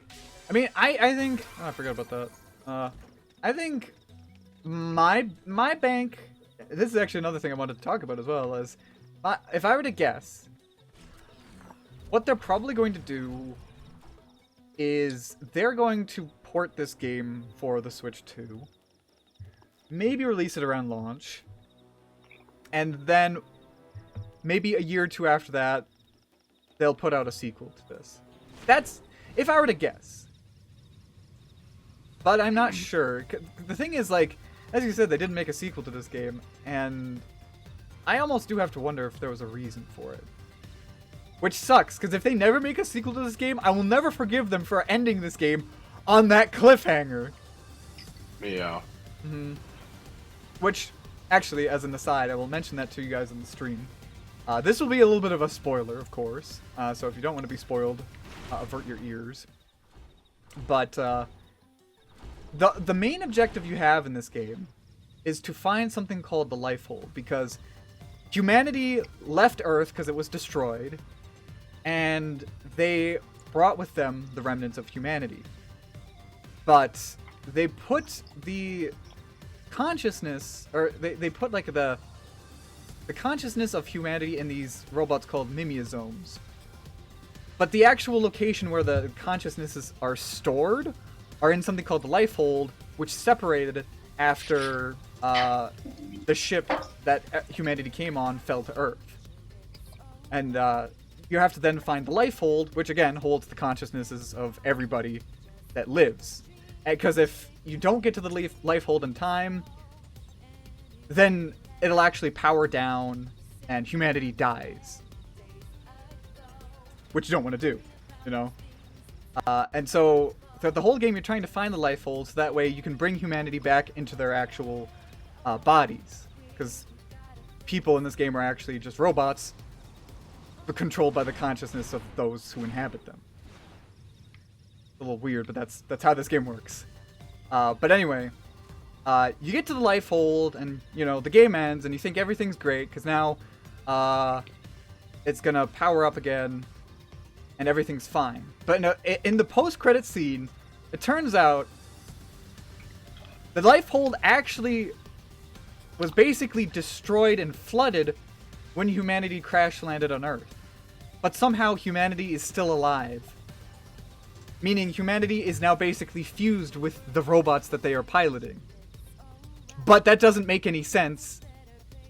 And Elma speculates that this world is somehow doing this to save humanity. And that's where the game ends. And then, Lao, the guy you fight, so Lao is, he's this guy who you meet in the game, and he's a nice guy, until you find out that he has a very deep-seated frustration towards humanity and towards the people who established New LA, because they wouldn't let him bring his wife and children aboard the flight to escape Earth, so they all died. So he wants to kill them all. And then you fight him, and he's like, he goes away for a bit, and then the final boss, when you fight, I think that's one of the tyrants actually up top there. Oh yeah. Other side, facing the direction. You eventually fight the final boss, and you find Lao stabs the big guy, who, yeah. Oh, maybe I was wrong. Oh wait, what's that then? It's just it's just one of like an enemy mech. Oh. You fight the final boss, and then Lao stabs the final boss through the heart, but then Lao falls into this tub of genetic material where for reference, if any of you have watched the new Teenage Mutant Ninja Turtles movie, he becomes a Superfly, but a really scary version of Superfly. and then you kill him, or you attack him. He supposedly like dies or whatever, but then the post-credit scene is he's on a beach, unconscious, and he wakes up, and this person like comes over to him and is standing over him, wakes him up, and that's how the game ends. Yeah. So that's the other cliffhanger. Yeah, that's exactly. So there's basically two separate cliffhangers, and this game has not gotten a sequel in 8 years. No, that's not Xenoblade 2. So yeah, I think there's a name for the guy. Hooded figure, Lao. They're called, what was it? I think they're called just like the Dark Knight. The Black Knight. Oh, yes. The Black Knight. Okay, yeah. Yeah.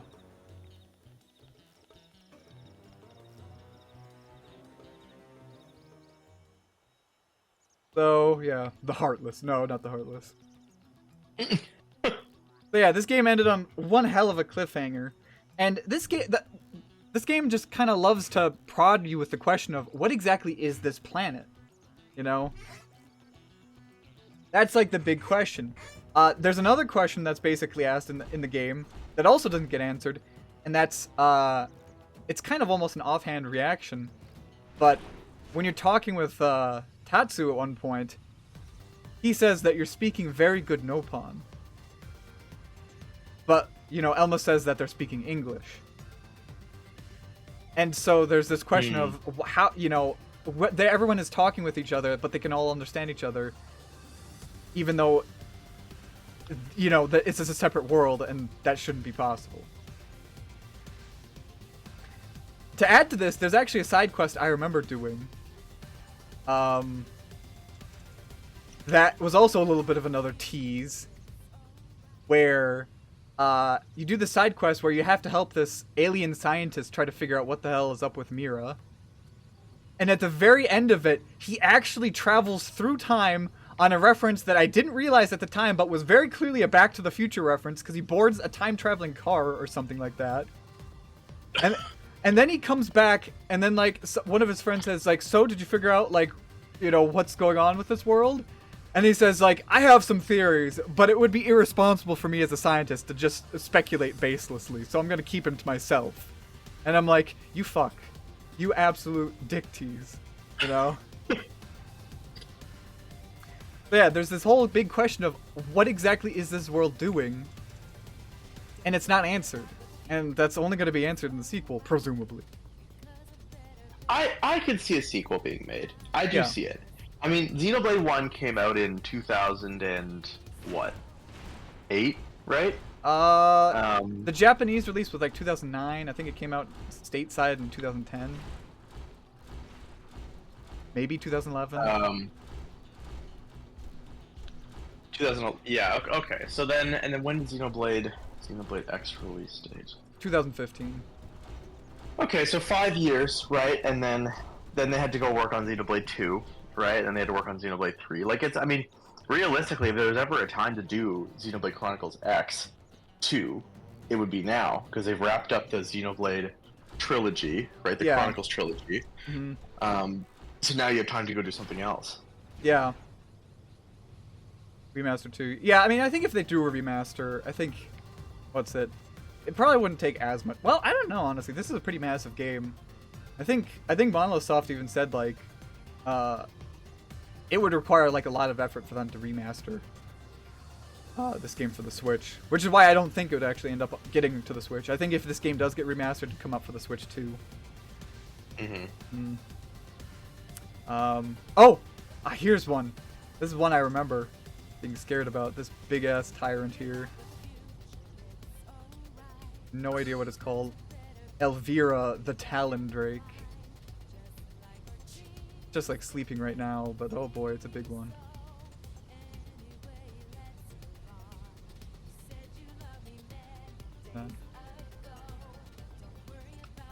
I actually just remembered.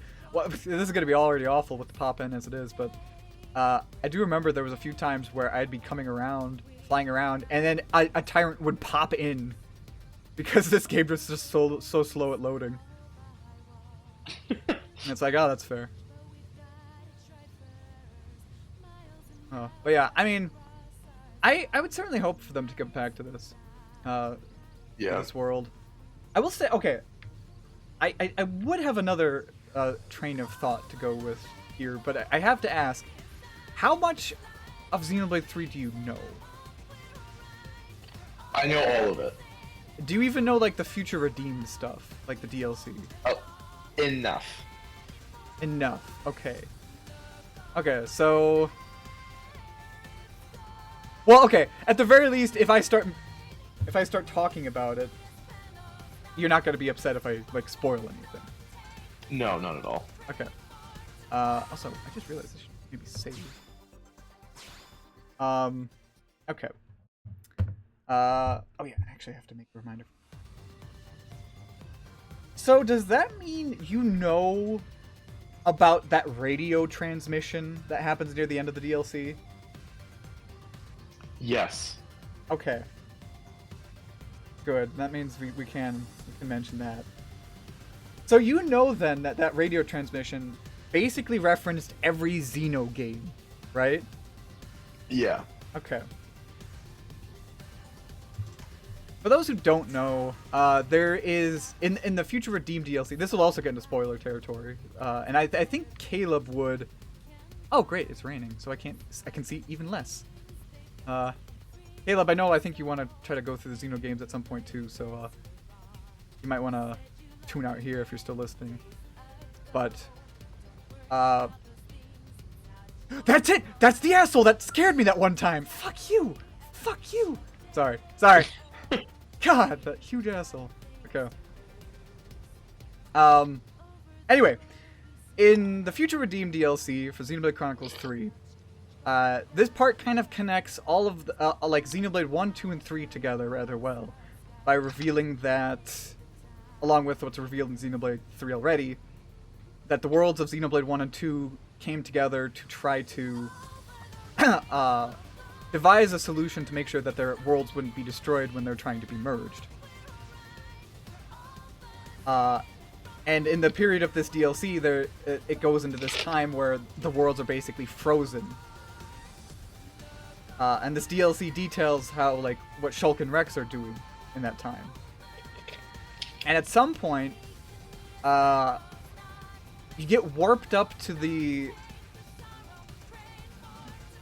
I don't know, you get warped up to this one part where the big bad is hiding out. And in it, they show you a hologram of what the world looked like before this all happened, before Klaus's experiment. And during that part, there's a radio broadcast that mentions kind of some of the events of this old world.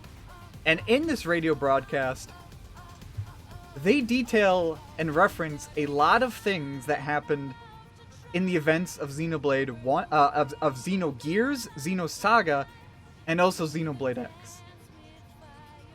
Yeah, the humanity, like Saving Humanity project. Yeah. The Earth-like colonization project. Yeah, exactly.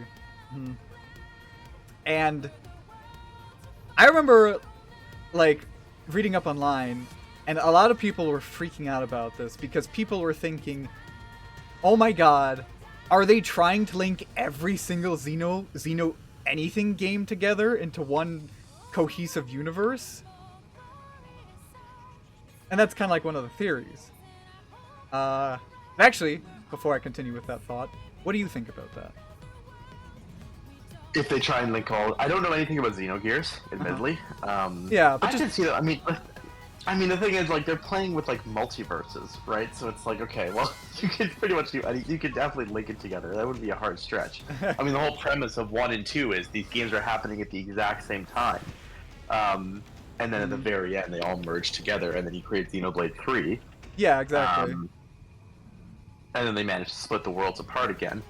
I guess the question is, I mean, if it sounds like, if I understand this correctly, this radio transmission happens in the future after the events of Xenoblade Chronicles 3, which would mean that, logically, Xenoblade Chronicles X would be even farther into the future than... So it's possible that Xenoblade Chronicles X is the continuation of the whatever universe we saw at the end of Xenoblade Chronicles 3 Future Redeemed. And well, that's where... Well, I mean, it has to be, right? It has to be, because... Well, they say in the DLC that the world that you see where that radio broadcast happens, that is actually the world that existed before Klaus's experiment. Oh, interesting. Yeah, and that's what makes it so interesting. Mm-hmm. Could it be then... Oh, Jesus Christ, okay, that's weird. It is. And do we know when, like, do we know anything, like, we know Klaus has the experiment. Do we know when in the timeline he does that? Like, because I know he's, like, in a space shuttle, like, in the middle of, like, deep space. So is it possible that Xenoblade Chronicles X is happening, and then somewhere off in the other part of the universe, Klaus is doing the experiment? See, that's the confusing thing, and that's where it gets a little bit muddy, and that's why I'm actually leaning on the side that the radio transmission is maybe just a neat Easter egg and not actually an attempt to make it a multiverse or a cohesive universe. I don't know, but it gets muddy because the world that Klaus is doing this on is, I think, technically supposed to be a future Earth. You know, like our world, but just like a few, maybe decades, maybe a century or two in the future. And then the experiment happens, and then everything goes to shit. Effectively, for the Xenoblade games, the Klaus's experiment is pretty much the beginning of the timeline. But if this radio transmission is indeed Monolith's attempt to make a singular, like, universe, then it gets a little bit muddy, because if that world is supposed to be Earth, then a lot of things don't line up, because we already know from Klaus's experiment that his world didn't blow up because of the ganglion. His world blew up because he did it, you know? But in the world... What was the, like, because Klaus did the experiment, what was the intention of the experiment? What was he trying to do? He was trying to create a new world. At least that's what... I think that's what it was he was supposed to be doing. And he was getting so... I think he wanted to create a new world because he was getting so sick and tired of the current one. And the thing is, they could... the thing is, they could maybe say that at the time of Klaus's experiment, that was actually when the ganglion were supposed to invade. But then it kind of gets a little bit weird, because then that means after the worlds fuse, it looks like the worlds fuse right back to where Klaus's world once stood. Yeah. And actually, we know, I just remembered, we pretty much know that Klaus's world is supposed to be Earth, because at the very end of Xenoblade 1, there's that sequence where Zanza shows you, like, basically, you guys are going through and you see Jupiter, you see Mars, you see the moon, you know? And it literally says Jupiter and Mars. And it stops short of going to Earth, but it pretty much implied that that's supposed to be Earth. Yeah. So it gets confusing, because then it's like in Xenoblade 1, we have the Earth was destroyed because of Klaus's experiment, but in Xenoblade X we have the Earth was destroyed because of the ganglion. And I think like in a future game they could maybe retcon it, sure, to have the ganglion also fighting. But then it gets messy, because then that means the ganglion... That means some of humanity has now fucked off to another world, somewhere else in the universe. And then sometime in the future, Earth reforms, but they don't know it. Which could technically happen. But... I don't know, it doesn't feel so cohesive. I mean... Yeah. The thing that I guess I'm trying to get at is... I hope they're not necessarily trying to force the worlds, the universes to come together just to create a shared universe. Because I fear that if they do that, it could hinder whatever narrative Xenoblade X2 could have. You know? Yeah. I mean, I think if anything, what they would do is, I think they'll probably, I mean, if they were the safest play, would just, again, do something similar to what they did with Xenoblade 1 and 2, which is like, this is a whole separate universe, but these events are happening, and we just need to think of some general link that puts them all together. Yeah, right?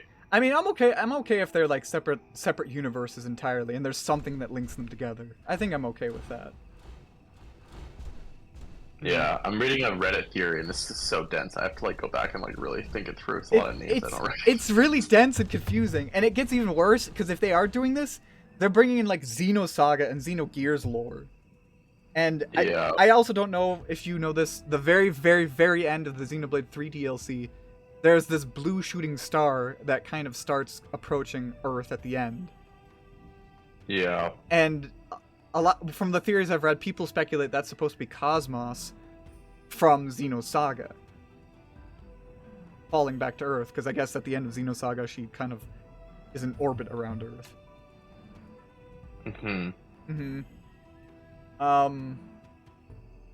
Yeah. I don't know, like, I just kind of, like, the thing is, Xenoblade Chronicles X has a very interesting, like, lore and universe, and my personal thought is, I don't want them to force a universe where all these games exist in one, if that means we get a compromised narrative, because I'm pretty sure they probably, whoever the writers were, they probably at least had a general idea as to where they want to go with Xenoblade 2, X2. But if suddenly, like, some higher-ups say, like, yeah, we're going to make this a forced universe, then that could compromise whatever ideas that they had. Yeah. And that's just what I don't want to happen. If they can do it in a way that makes sense, I commend them. But honestly, things have already started to get complicated with everything that happened with Xenoblade 1, 2, and 3. Yeah. Mm-hmm. Well, from what I see here, apparently the creator of Xenoblade Chronicles said that number 3 is the end of the arc, but it's not the end of the franchise. Yeah. Mm-hmm. So, I mean, if he's saying though that like this is the end of the trilogy, that means that presumably maybe this is truly just like a separate game. And then I don't know, maybe they're just like you know, so a couple of names in there, and then maybe they'll link it through some vague generality. Yeah. Because it's a complicated like universe you have to like set up, because you have like I guess the timeline would be mainline Earth, Klaus's experiment creates Xenoblade 1 and Xenoblade 2. Yeah. And then those two run concurrently until Xenoblade 3. And then those universes get split apart again, so now they're separate universes. So, and then like if you were to throw in Xenoblade X, which I guess we can assume based on the radio transmission means that it's in the future of a Earth of some kind. Yeah, like, I just think it's a lot. Like it's a lot to, like. It is. You know, I feel like it's best for them just to keep it as a separate game, like a separate series, and then link it together through like it's another universe. And there's some crossover here. Yeah, I'm okay with that. If there's like some universe hopping shenanigans, sure, that's fine. I mean, I think I saw a theory saying that like if it is connected, maybe I don't know, like because I think they said that the navigation systems on the White Whale broke or something, or they weren't functioning. So maybe like I don't know, maybe something happened, like maybe they interdimensional travel or something. I don't know. Yeah, it could be. I will correct you one thing though. At the very end of Xenoblade 3, and this is kind of what the Future Redeemed DLC is supposed to show as well, the worlds of Xenoblade 1 and 2 actually do fully merge. So they're not... they merge? Yeah, so they're not separate worlds. And this is kind of backed up by the fact by the end of the base game showing Noah hearing the flute being played by Mio. Oh, I thought they split apart. Interesting. Yeah. I know, I kind of thought that too, but then like the DLC like had the worlds splitting apart, and then at the very end shows one single world, and I'm like, what? Yeah. So interesting. Yeah. Oh wait. How can you hate the photo at the end of the game, Bones? It shows Rex as a fucking monster. As a chat. Oh my god. It's the thing that sells me on that photo, unrelated to whatever we're just discussing, is it's the way his arms are positioned, where he has an arm on both chairs and then his body's in the middle. It's just like it's very much so like I am that guy. Yeah. Like, it's not the kind of like I am that guy. Oh, I know exactly what you mean. God, that made me laugh so much. 3 babies. So yeah. I also just remembered. Gotta get to this dense place. I gotta find that one location. Wait, maybe. God, I can hear the Wii U fucking chugging right now. Who are these people that are joining the squad? Are these just like other players in the game? I mean, I don't know. I mean, I feel like it's just like the game. I feel like it's just like maybe random CPUs. I couldn't tell you. I mean, maybe there's still some sort of online connectivity in this game, and like you can still do stuff that shows other players, but you can't actually interact with any of them.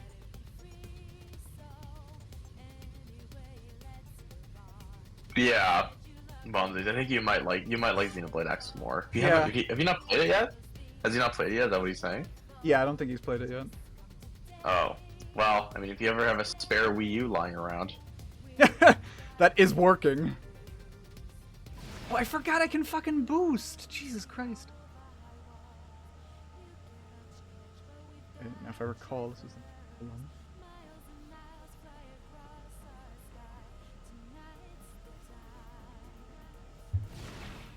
Oh, wait.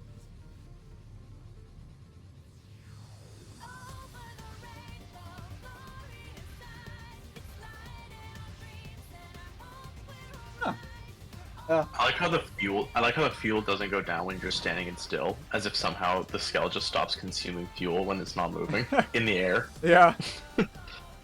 Oh wait, the skull Wait. just stopped generally. Why is that? I have no idea why that's the case. I started boosting, you'd think it would. Oh wait.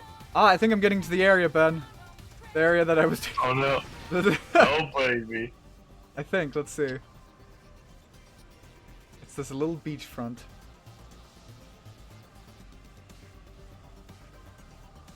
Is it this? There's a light here. Oh, maybe it's not this. Wait, let me get out of my skull. Let me get out of my skull. No, exit.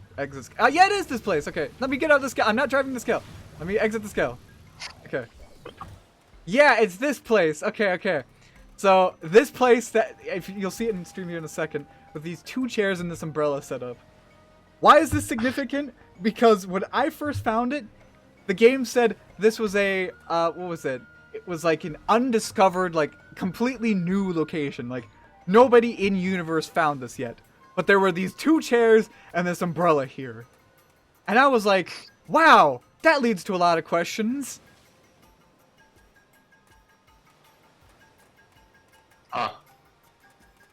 Interesting. Thank you. You've made my wish come true. So yeah, that's the place I wanted to show off.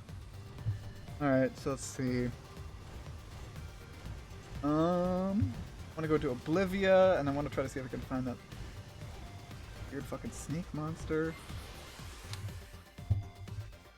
I guess we actually did end up going through the general beats I had in my notes. Oh, there was okay. I do want to ask actually. Do you think the game would be better if it was not based on a player-controlled avatar, and if it was instead like a character that had a defined personality, like Shulk, Rex, or Noah? I don't know. I think that's a good question. I mean, the thing is, I feel like the thing is, even though I think Cross had enough of a personality where I felt like there was something notable. Mm-hmm. At least I felt like I mean, it also felt like me, right? Like I am the person in the seat here. Like I'm looking at this, and that's why again, like it's an open world. Mm-hmm. I don't know. What do you think? I'm not sure. I mean, the thing is, like, the story is very, like, it's not so impressive compared to something like the other games, really. I personally think it's better than the story of Xenoblade 2, but that's just me. I'm not sure if the story would be better or worse with without the player control avatar, but I do know that they did have to rewrite the game's story because of the fact that there was this push, I think, from Nintendo to make it have online capabilities. So, because of that, it does make me wonder, what would this game have been like if, Nintendo wasn't asking for a player-controlled avatar and we just had a character that was, somebody like Shulk or Rex. I wonder about that. And I wonder if, like, some side characters also would have gotten a bit more time to shine, so to say. I mean, but I don't think any of the core plot points would have changed, though, right? Like, I think, because again, like the big reveal that I remember was when you find out you're a Mimiazome. Yeah. Like that would have been the same no matter what. I guess maybe the only difference would be, it would have been your character reacting to being a Mimiazome as opposed to you reacting to being a Mimiazome. Mm-hmm. But I feel like the shock value is still there either way for the audience. Yeah, that's true. I don't know. Yeah, I don't know. I mean, it's hard to say. I guess it's true. The shock value might be a little bit stronger if you are at the player-controlled avatar. But at the same time, it would have been interesting seeing what somebody with a more defined personality would react to that. How they might scream or scream in shock and surprise. Something like that. I mean, but they had the side characters provide that reaction, right? Because isn't Lynn and all the others they're like, oh my god, we are Mimiazomes? Or are you the only one that doesn't know it? I think the player character is the only one who doesn't know it. Oh. Because I know Elma says like, "That's right, you don't remember this, do you?" You know, Mm. something like that. Also, yeah, I was just showing off I that don't one know. time. I mean, now that they know that the life hold is dead, I mean, I don't know why you want to go back into your body. Like, you're basically immortal. Yeah, I mean, Like, that's true. Oh, gosh, really makes me want a sequel to see if we can get like some, interesting moral questions answered there as well. Uh, okay,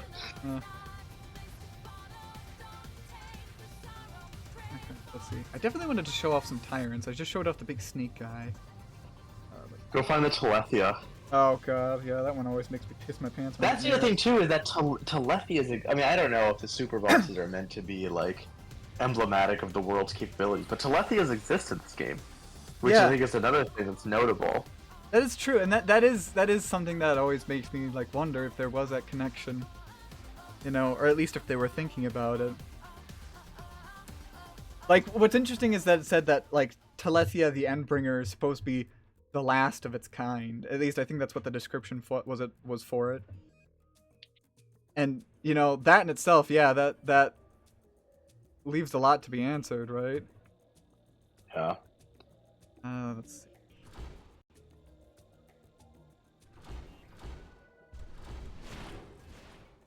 Oh, I gotta go. Jeez, I gotta really fly up now. How is this one just? Do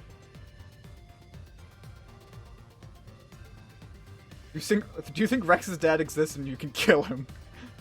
It's a good question. Holy shit! You can see Telethia the Endbringer from all the way down here. Where is it? Holy shit! You'll see. Oh wow. God. Forgot how huge that thing is. God. It's like moments like these where I'm like, this game's great. Yeah. Yeah, it's enormous. Holy moly. I want to get it like higher up, but trying to stay clear away from it because I think it's one of the ones that's like, it will No, I attack don't think you. I'm pretty sure. I just looked it up. I don't think it attacks you unless you attack it. Ah, okay. Yeah, it's not. It's not aggressive. Okay. It unnerves me, honestly. Like, Yeah. it's like moments like these. I honestly, this is gonna sound so stupid, but I actually do have nightmares of this game sometimes, of just like roaming around and suddenly, boom, Telethia the Endbringer. Yeah. Just this size of scale of being completely dwarfed by something that is sentient and will kill you. Also, yeah, you are right. It won't like attack. And yes, this is the strongest boss in the game.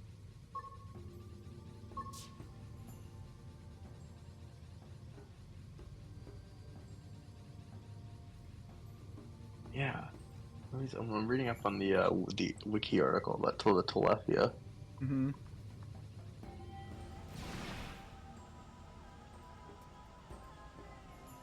Yeah, the bios is rather unpredictable and has even been known to assist blades. Yeah. Mm-hmm.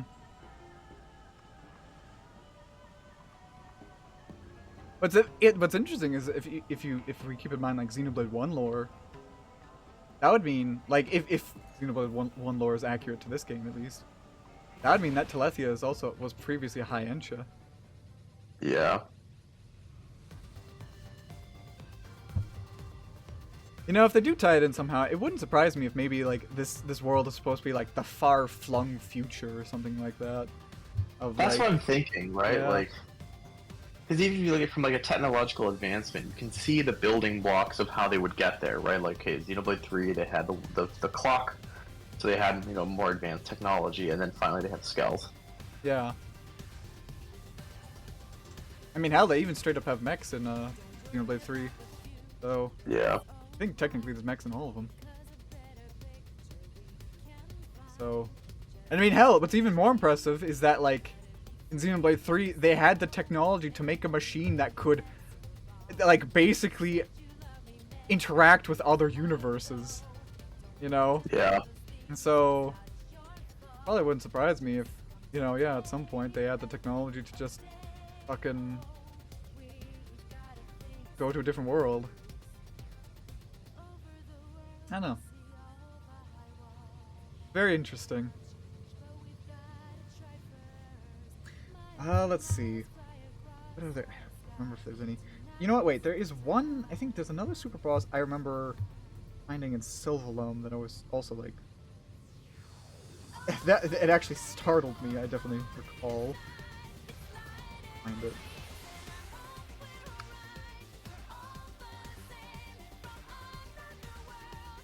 Like how there's a tyrant called Joker the Unknowable.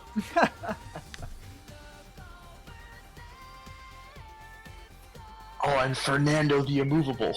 They actually have like a movable enemy in this game? Yeah, funny. Fernando. Fernando. What was it? It was like a movable Gonzalez, I think, in Xenoblade 1. Fernando Yeah. the Immovable in this one. I think there's one in Xenoblade 3, I know that. Can't remember what it's called.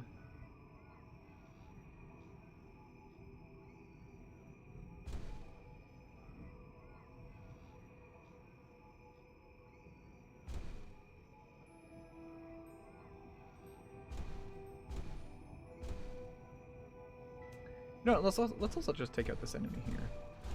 I haven't been doing too much combat. I mean, mainly because combat scares me now, since I don't know anything about this game.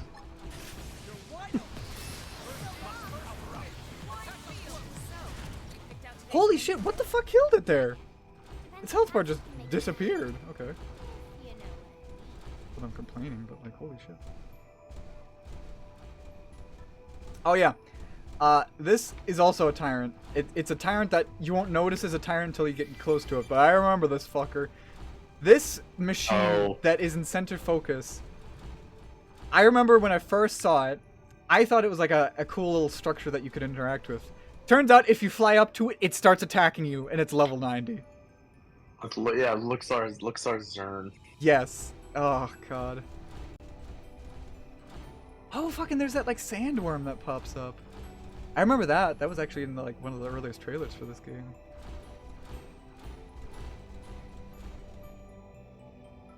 Oh, there he is again. Cool.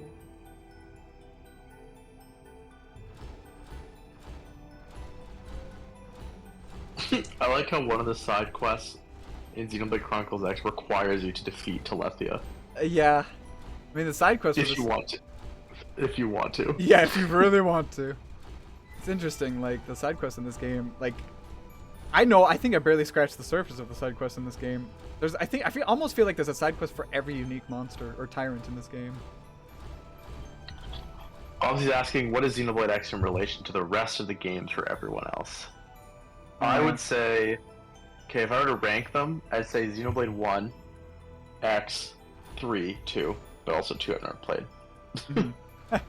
Also, yeah, I like 1. I think 1 is the most cohesive story. I think it's really interesting. The combat's fun. Yeah. You feel like, but I think X is pretty good, and then 3 I liked. Although it kind of grinds to a halt after a while. Yeah. I think my opinion is also hi Acti. My opinion is I think Xenoblade 1 is still my favorite. And then it probably goes 2 or no, 3. 3X and then 2. Maybe. I'm not sure. X and 2 are a little bit interchangeable for me. Like in my mind, I think 2 and X are still great games. Like really, I don't think personally there's a single bad Xenoblade game. But it's just hard to pick favorites.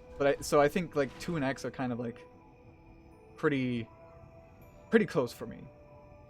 Because they both do different things that are pretty good. And once you get into the hang of Xenoblade 2's combat, it is pretty fun. But Xenoblade X, I think out of all the games, Xenoblade X is probably the most interesting world to explore. I mean, look at that. That, like, giant, massive... I actually just realized that's also a place we can go to. The giant, massive orb. You can go there. I think there's an enemy inside of the orb, isn't there? Yeah, it's their name is Farsis the Everqueen. Yeah, Farsis, yeah. Mm-hmm. The second strongest super boss. Yeah, I think so. Yeah, you know, as much as I like the Xenoblade games, I've definitely never done anything like tackle any of the super bosses. Oh god, no. Yeah, Yeah. not even close. Like I always thought it'd be fun to take on Avalanche Abyssey, but no way. Oh yeah, and Xenoblade 1. Because the problem is it requires you to kind of like know like because the point of the game where I realize I'm not cut out for it is when they're like, okay, if you get these materials and you build these stat augments, then all of a sudden the game like really unlocks. Like you like really start thinking about the combo between arts and stat boosts and items and materials. And so I couldn't care. Like Yeah, exactly. Like, it just gets hard. I think. Yeah, exactly, Octi. It is so much work to do it. Like, so much. I like the games a lot, and like I think in Xenoblade 1 and Xenoblade 3, I definitely got the hang of the combat in both of them, and I was really feeling it. But I just like thought like I don't know, like there's gonna be a lot of resource management, a lot of trial and error, trying to figure out like what resistances you need. And sure, I can look up guides to help me for the fight, but then it kind of doesn't become that fun, you know? Yeah. Like I think the most I'll ever do in an RPG when it comes to super bosses is like stuff like in Pokemon. Like I don't mind doing some of the extra boss fights in that game. And most recently, I did the super boss fights in Mario RPG. And those seem like baby games, like with baby super bosses. And you're goddamn right, there's baby super bosses compared to literally any other JRPG. But I was able to do it. I was able to figure it out, you know? But like this game, like I could not do that in this game at all. Like Xenoblade 1, I could probably do it if I really felt like it. Xenoblade 3, probably too. This game, not when you need like leg armor, arm armor, head armor, fucking head armor. I still don't even know how. I never figured out how skill combat works. Not entirely. Just a lot. Also, wow. I always find it funny though whenever I watch like NL on YouTube and he's like, okay, so you just gotta get these materials and you click this button a couple times. Oh, he's dead. Yeah, exactly. It's like, oh, it gets that easy. Yeah. Also, geez, I like how the music immediately stopped once I came in here. Also, Farsis is a lot bigger than I was expecting. Yeah, second strongest boss in the game, you're right.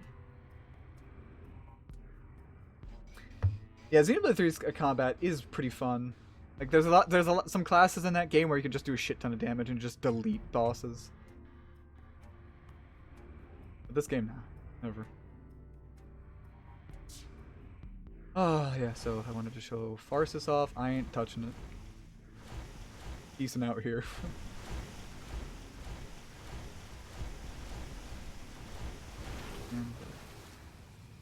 But see, the thing is, that's what's always fascinated about me in this game. That's what always fascinated me about this game, is the fact that even if you don't want to fight these things, it's just really cool to see that they inhabit this world. Yeah. That they are actual creatures that, if you really wanted to, with a lot of effort, you could kill them to death. Yeah, and also I think that the nice part too is like, you can also just look at them, right? Like you don't have to. Like, it's not like you can't. It's not like a boss fight where you enter a zone and the only way you can see these enemies is if you are in a zone where you fight them. It's like they're just there. Like you can go, just now, like you look at Farsis, the Ever Queen. Yeah. And you're like, okay, that's cool. Like I'm not gonna fight that, but it's cool to see it, and then you move on. Exactly. Yeah. Alright, oh, I guess there is one other world I haven't showed off yet, and that is Cauldros. For good reason. I actually hate Cauldros, not just because it's the last level, but if you try to fly in your scale in that world, it's a nightmare, because there's like turrets everywhere that will immediately lock on and aggro you, and like stun you, so you have to fall. It's like the most scale-unfriendly area of the game. But it is pretty cool. Fuck, I forgot that this is like, there's this whole Coliseum here. Wow, holy shit. Oh, got a drink from the mustard bottle. Here we go. And yes, I do love Xenoblade X's soundtrack. Like, you know what? Watch. I bet you anything. If I start flying, 3 seconds, I'm gonna get, like, targeted by something from clear across the map. I'll have to end. Actually, okay. Maybe this is actually an empty area. I think that's also meant, but I'm not sure.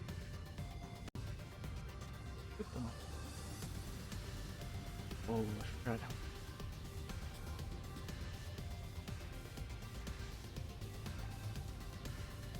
I guess it's not too bad. I know, like, if you try to fly into it from Sylvalum. Oh, wait. Here's I already see an asshole. Buster Emperor Kamova. However you pronounce that. Oh, wait, hang on, I gotta refresh. Oh, there it is. Yeah, a lot of mechs flying around that'll try to, like, end you. This is not too bad, but this is also, I guess, the more quiet area. I know there are turrets, though. I remember this area from the story. This is where you actually encounter Lao, and he, like, finally tells you, like... Yeah. Oh, yeah, I'm gonna kill everybody. Yeah, exactly. And then it's like, no, don't kill him! And then you're like, okay.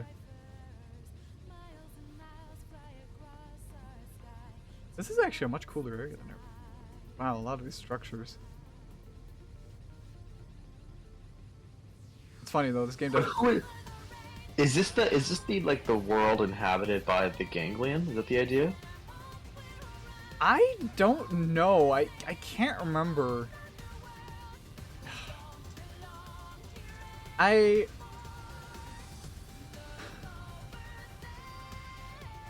think it was like the ganglion had chased humanity to this world, and then they set up base here in Cauldros to war against them. I can't remember if they actually, like, live here. I don't think so.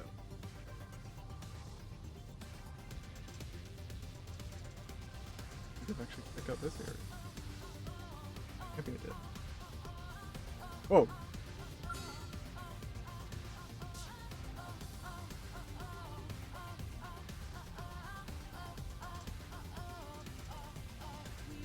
You hear the Wii U disc streaming at me. Yeah, I could hear like the chugging every so often. You can still. Oh my gosh. You know, this isn't even as bad as how my PS5 gets sometimes. I tried to run Guilty Gear on stream, like people could hear it quite easily. On PS5? Yeah, on PS5, yeah. Seriously?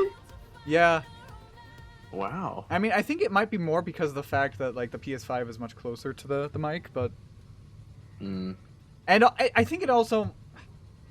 It might be due to the fact that... Oh, wait, no, wait. It's just when it turns on, I think. Because I think after I launch a game, it doesn't get too loud. But I think when launching the PS5, you can hear it quite well. I still remember, I think, like, my PS4 chugging quite a bit when playing some of, like, the later gen PS4 games. Yeah.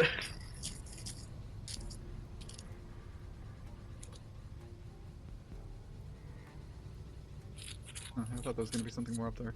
I have a feeling there's probably a tyrant in that volcano, but I ain't checking it out. I'm going with my gut feeling on that one. Ah, this is... Oh. I definitely do feel like with the data packs, like, the volumetric fog was much further out, so you could see much more of the world from farther away. Yeah. I have that feeling. I mean, at the very least, if I can re-download them, then maybe if I run them on the flash drive, I could still get that effect. I'm not sure though. Honestly, I wonder if there would be some issues with, like, the data packs on the flash drive and then the game running on the disk drive while tapping the save data on the system memory. Oh, let's land it.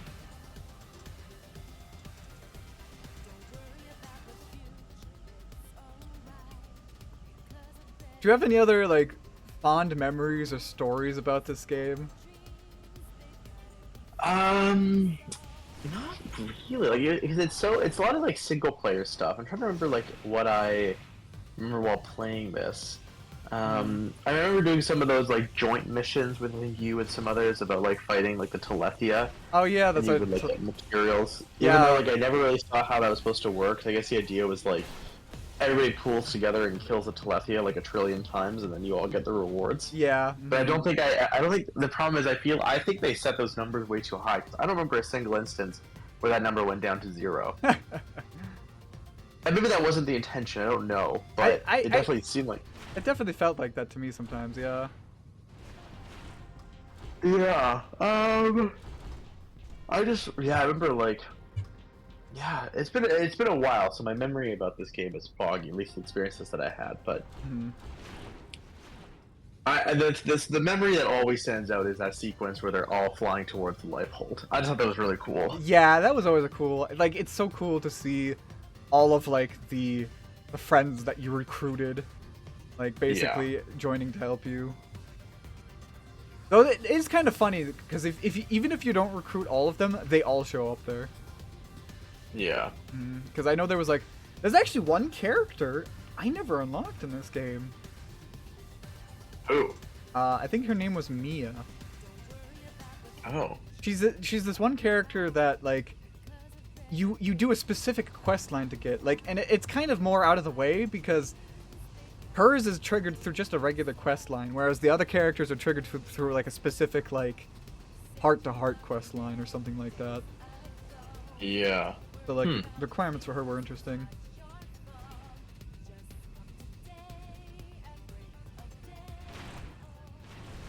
I also never did a lot of the heart-to-hearts. I always found that to be the most like frustrating part too. I have no patience for that kind of stuff. Yeah, I don't think I did all of them. Like maybe not even most of them. If I'm being honest. Yeah, I think I just maybe picked like 3 party members, and I was like, that's good enough. Yeah, something like that for me too. Alright, let's see. We're gonna wind down now by going right over back to where we started from, the residential district.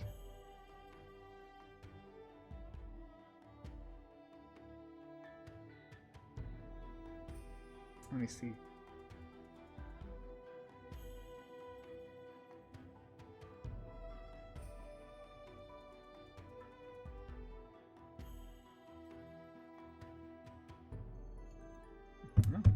Yeah, it looks like I guess I'm happy about that.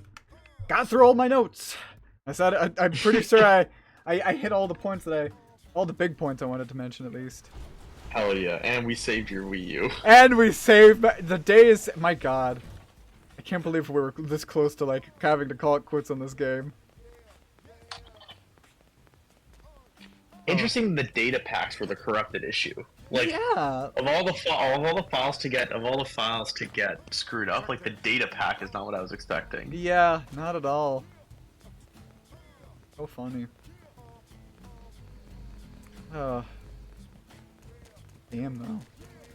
Honestly, if this game does get re-released, I might just pick it up anyway, so that way I don't have to worry about that happening again. Yeah. Also, the one thing I do like is your running speed and your jumps are really satisfying in this game. They like, you are. jump Yeah. so far. Yeah. It's really nice. Like, compared to Xenoblade 1 and 3, I don't know, you can jump in 2, but I never played 2. Yeah. But like, Xenoblade 1 jumps are really bad, and 3 is a bit better. Yeah. But like, this one is like, you leap. Yeah, I can only imagine that it's that case because they're Mimiosomes. Yeah. If we were humans, we'd also get like the silly little hops from Shulk. Hop. Hop. Alley-oop. Yeah, I was about to alley-oop. Dude, I can just jump right into this fucking like basketball court. Godlike vertical. That's the funny thing too, is that despite the fact that it's canon that these Mimiosomes can jump ridiculous heights, the basketball court is still regulation. Like, imagine being like being like a, I don't know, professional basketball player in New LA. You just going for a dunk and you fucking jump over the hoop. Holy shit. God.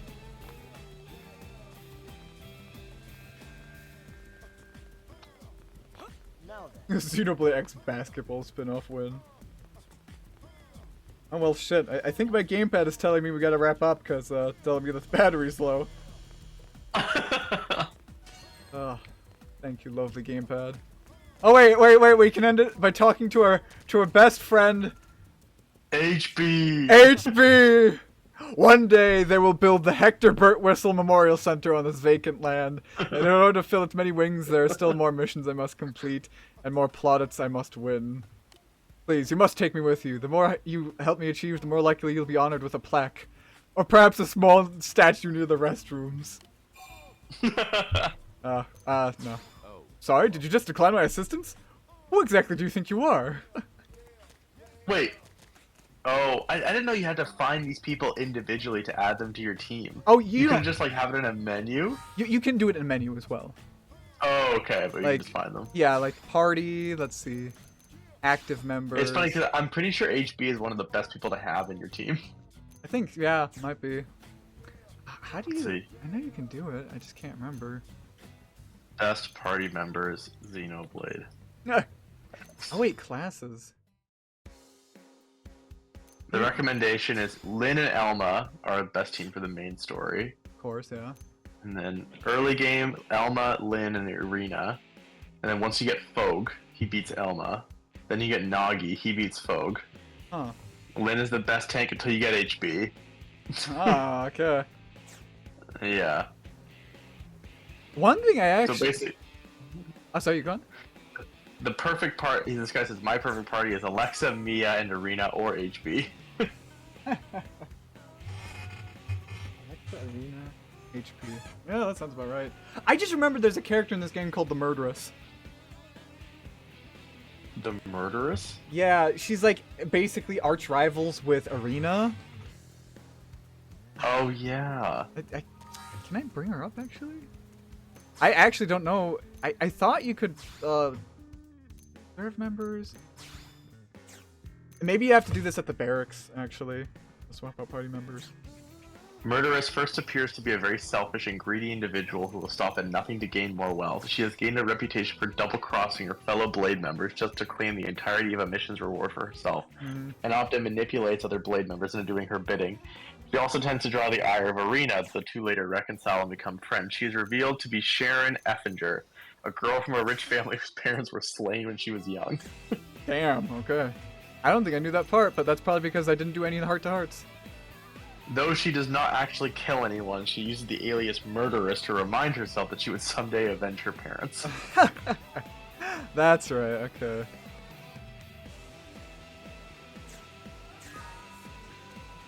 Okay.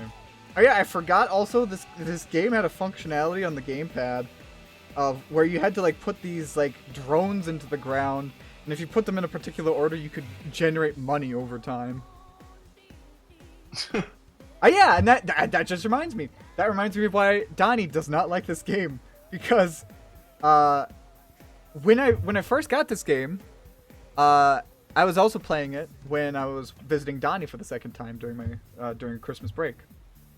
And when I would play it sometimes, I would leave the game running while I'd leave the room, so that way I could keep generating money in the game. As a result, the music of New LA would just keep playing on repeat over and over, and Donnie would just grow to hate that theme. You never thought to like mute it? No. Why didn't I turn it never occurred to me, if I'm being honest. Okay, but like now, where's Donnie? You have to go. You have to bring her the theme of New LA. No, I'm not gonna. No. Donnie's right now peacefully in the other room. I think she would not prefer me to come blasting New LA into her eardrums. Just so you know, if I ever end up back in Austria, I will be doing this. My entrance theme. I'll get off the train in my entrance theme. New LA. Oh my god. The amount of stories where you just obliviously just do something bad is so... Honestly, I definitely had that reputation. I still remember early on in Donnie and I, like just early on in our friendship, I was streaming Donkey Kong Country 2 or 3 or whatever, and like Donnie had to leave, and then at the same time somebody came in and they said like, jeez, that person sounded so annoying. And what I was trying to say was, I'm glad Donnie left so you didn't hear that. Or so she didn't hear that. But instead I said, I'm glad Donnie left, and I froze. And I was like, because I was like, immediately after I said the phrase, I was like, I gotta say the rest of this, or else it's gonna sound bad. But I froze on it. I'm like, wait, no, maybe I shouldn't continue that. Maybe it's gonna sound bad. And then Donnie says in chat, "You're glad that I left?" And I'm like, no. Oh my god, I almost killed that relationship before it began. I can see how this music would be annoying after about 30 seconds. I'm listening to the new LA theme Yeah, now. yeah. Mm-hmm. I can't believe you tortured her for hours on end. Oh god.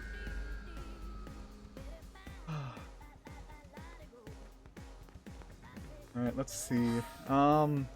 Any last minute things to check out? Achievements? Oh god, there's so many achievements actually. There's 749 achievements?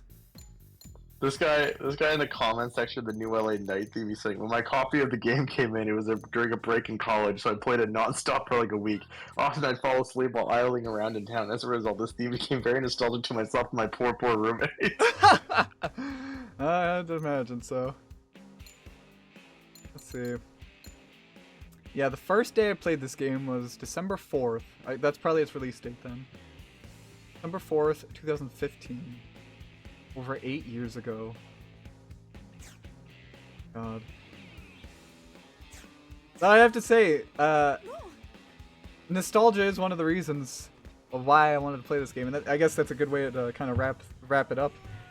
I remember when I first played this game, I quite very distinctly remember the chill of the December air on the walks that we would take around the time I'd be playing this game.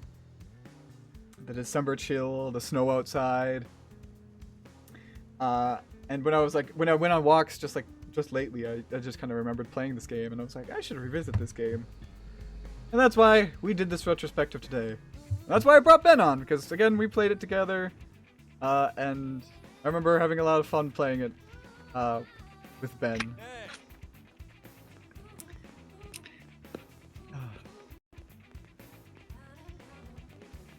So, I guess before we wrap up this retrospective, what did you think of this retrospective, Ben? Was it a good retrospective?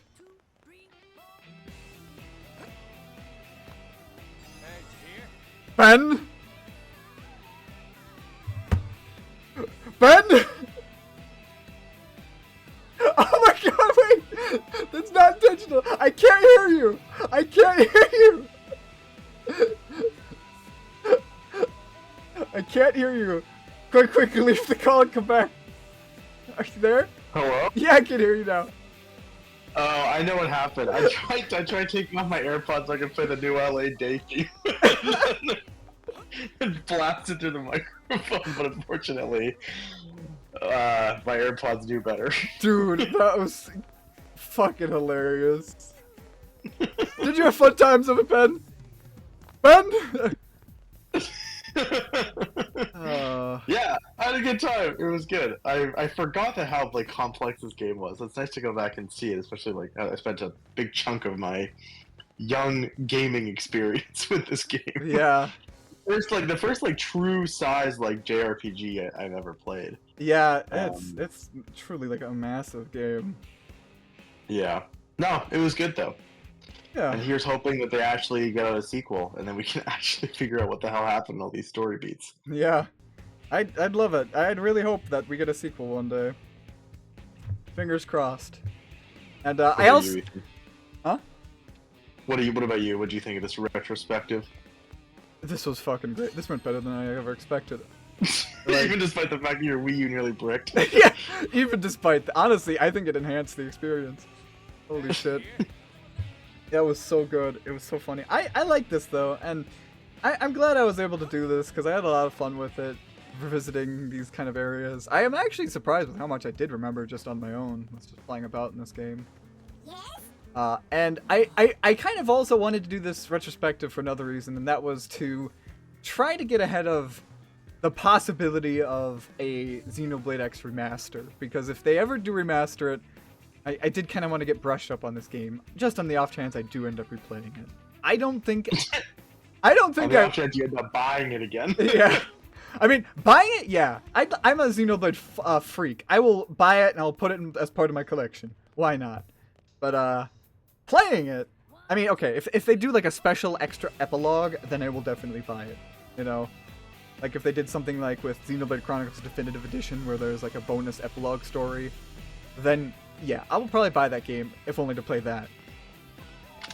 But I don't know if I'd ever want to replay the whole game from start to finish. But who knows what the Yeah, I could see that. Yeah. It's a long game. It's a long game, yeah. Like, you know what? I'm gonna save. Oh wait, I don't even have to boot out. It says right there, my amount of playtime was 266 hours. Jesus. Yeah. That's more time I put in than in any of the other Xenoblade games, but also this was with, of course, letting the new LA theme play a billion times. Torturing your your now wife. Yeah. Let's see. Can we actually back out to the? Yeah. Let's return to the title screen. So yeah, wanted to get ahead of this in case Nintendo does announce a Xenoblade X remastered, just to kind of get the good feel of the game again, and also to be familiar with its art style. Because I do feel like if they remaster this game, they might change the art style, and I'm not sure how I'll feel about that if they do that. You know, like with Xenoblade 1, I was okay with the art style direction because I didn't quite like how muddy the Wii version looked like. But with this game, I don't know. It has a unique art style, a unique direction, and I don't know if I'd want it too drastically changed. But I'd have to see what the other direction would look like either. Alright. With that, though, I think let's close out of this. Back out to the Wii U menu. And, holy shit. Kiss this whole retrospective goodbye. And just make sure that this doesn't quite happen again. Because, if this game never gets remastered, then it's gonna be stuck in Wii U. And I'd want to make sure that there is a way I can play this game in some form in the future. I know, right? It's so funny. I love how everyone says, like, oh, it's so weird seeing the Wii U menu again. It really is, though. Alright. So, time to do the Fresky. I love that. I will say this. I want to try to re-archive this whole stream. Because I had such a fun time. Like, trying to diagnose all of these issues. It was so fun. And honestly, I might want to do, like, this retrospective stream was fun. And I'll have to see if I can do another retrospective, like, stream like this, but with a different game. Pick something else that might break your Wii U. Pick another game. It's gotta be a core component now, is formatting the console so it actually functions. Exactly. I feel like an N64, blow the dust off of it, try your best. Yeah, exactly. Yeah, what was the other one? What was the other one you were gonna pivot to? Well, I don't know if I want to say, because I might want to keep it a surprise. I mean, I guess I can mention it. It was actually gonna be for a game that I haven't even played on stream. It was for Animal Crossing City Folk. Oh, interesting. Yeah, for that one I was planning on getting I was probably gonna get Michelle in for that. That would be, yeah. To be like, I would not have been able to contribute. Yeah, no. My idea, the idea behind these retrospective streams is that I'd pick a game and I'd pick somebody to be like a co-host to kind of discuss this game with. I think that's kind of like the best approach with these kind of retrospectives. Yeah. I could also do this like solo as well. I mean, I've played a lot of games, so there's probably gonna be some games where I could do solo retrospectives on it, but I would definitely like to see if I could do retrospectives like this again, where there's like somebody else in the call with me, because God, this was the long road back to Skype calls. Oh my God. Yeah, I guess I opened up Skype again recently, and I have like, I mean, I don't like, it's so weird because it's, I mean, there's no chat history, which sucks. I feel like I lost a lot in there, but it's so interesting, like seeing all of the records of the call. Like the last call I ever had with you on Skype was May 13th, 2017. Wow. Yeah. Why is Bing notifying me? I'm surprised that we did a call so like so far into 2017. Like Yeah, Discord was a thing. Oh, well, I guess Discord had a little bit of a wonky thing with like doing solo calls yet. yeah, So that's probably why. That's so fun. Honestly, I might have to check out my old Skype logs then. That'd be kind of funny to see. yeah. Oh god, I dread to see how cringy some of my chat logs are with Donnie though. God. Or with anybody for that matter. Anyway, I'll definitely have to plan what the next retrospective stream is going to be. It might even be Animal Crossing. Funny enough, you know, Ben, you might actually get your wish because the only way I would actually be able to do that would be through my Wii U. Because that's the only spot where my save date is on. Yeah. Let's go. Back to data formatting. We will see. Alright, but for now, let's go to intermission. Alright. Turn off the Wii U. Alright. So, I guess, here though, I guess I'll part ways with you for now, Ben. So, I have to say, thank you so much for being here in this call today. It was a lot of fun to have you. Like, insanely so much fun to have you. You're very welcome. Thank you for having me on. It feels like the end of a podcast. Not my intention, but I guess it does kind of feel like a podcast. Alright. Yeah, alright. Well, thanks so much for having me on, and if we do another game that I can comment on, let me know. But yeah, I'll definitely let you know. I like this concept. You should do this more often. I think it's fun for other people too. Like I think doing the next Animal Crossing game would be very fun. I think Michelle would be a good pick. Yeah, definitely. I'm glad you liked it. I'm glad you think it's a fun concept as well. I definitely agree, and I definitely want to do this again at some point in the future. Yeah, cool. All right, well, I'll head out, and I'll see you soon. All right, yeah. See you soon. Bye. Yeah, bye. Oh, wow. Jesus, guys. Guys, this was a lot of fun. I definitely have to do this again at some point. Thank you guys so much. Do a Minecraft retrospective with everybody. Oh boy, that'd be one crowded call. But I have to say, this was a lot of fun. I really had a lot of fun. Like, I personally enjoyed this a lot. Free. No. I personally enjoyed this quite a lot. Really fun to kind of revisit this game. I'm gonna have to, like, really look through the, like, maybe some archives or something.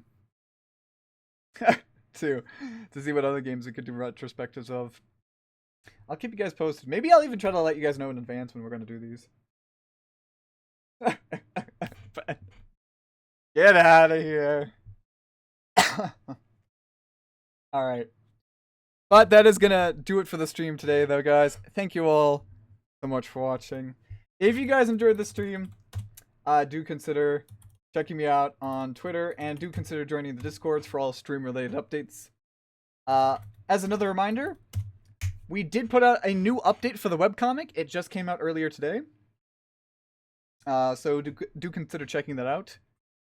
Next update will actually conclude Chapter 3, so if you're holding off on wanting to catch up on the webcomic, then maybe you can check out next week's update and catch all up then. So check it out on Webtoons and tap us there. And of course, do consider checking out Donnie's stuff as well. Follow her on Twitter and Twitch if you want to see more amazing, lovely, beautiful art from her. That's going to do it for me, though, today, guys. Once again, thank you all so much for watching, and I'll see you guys next time. Bye-bye.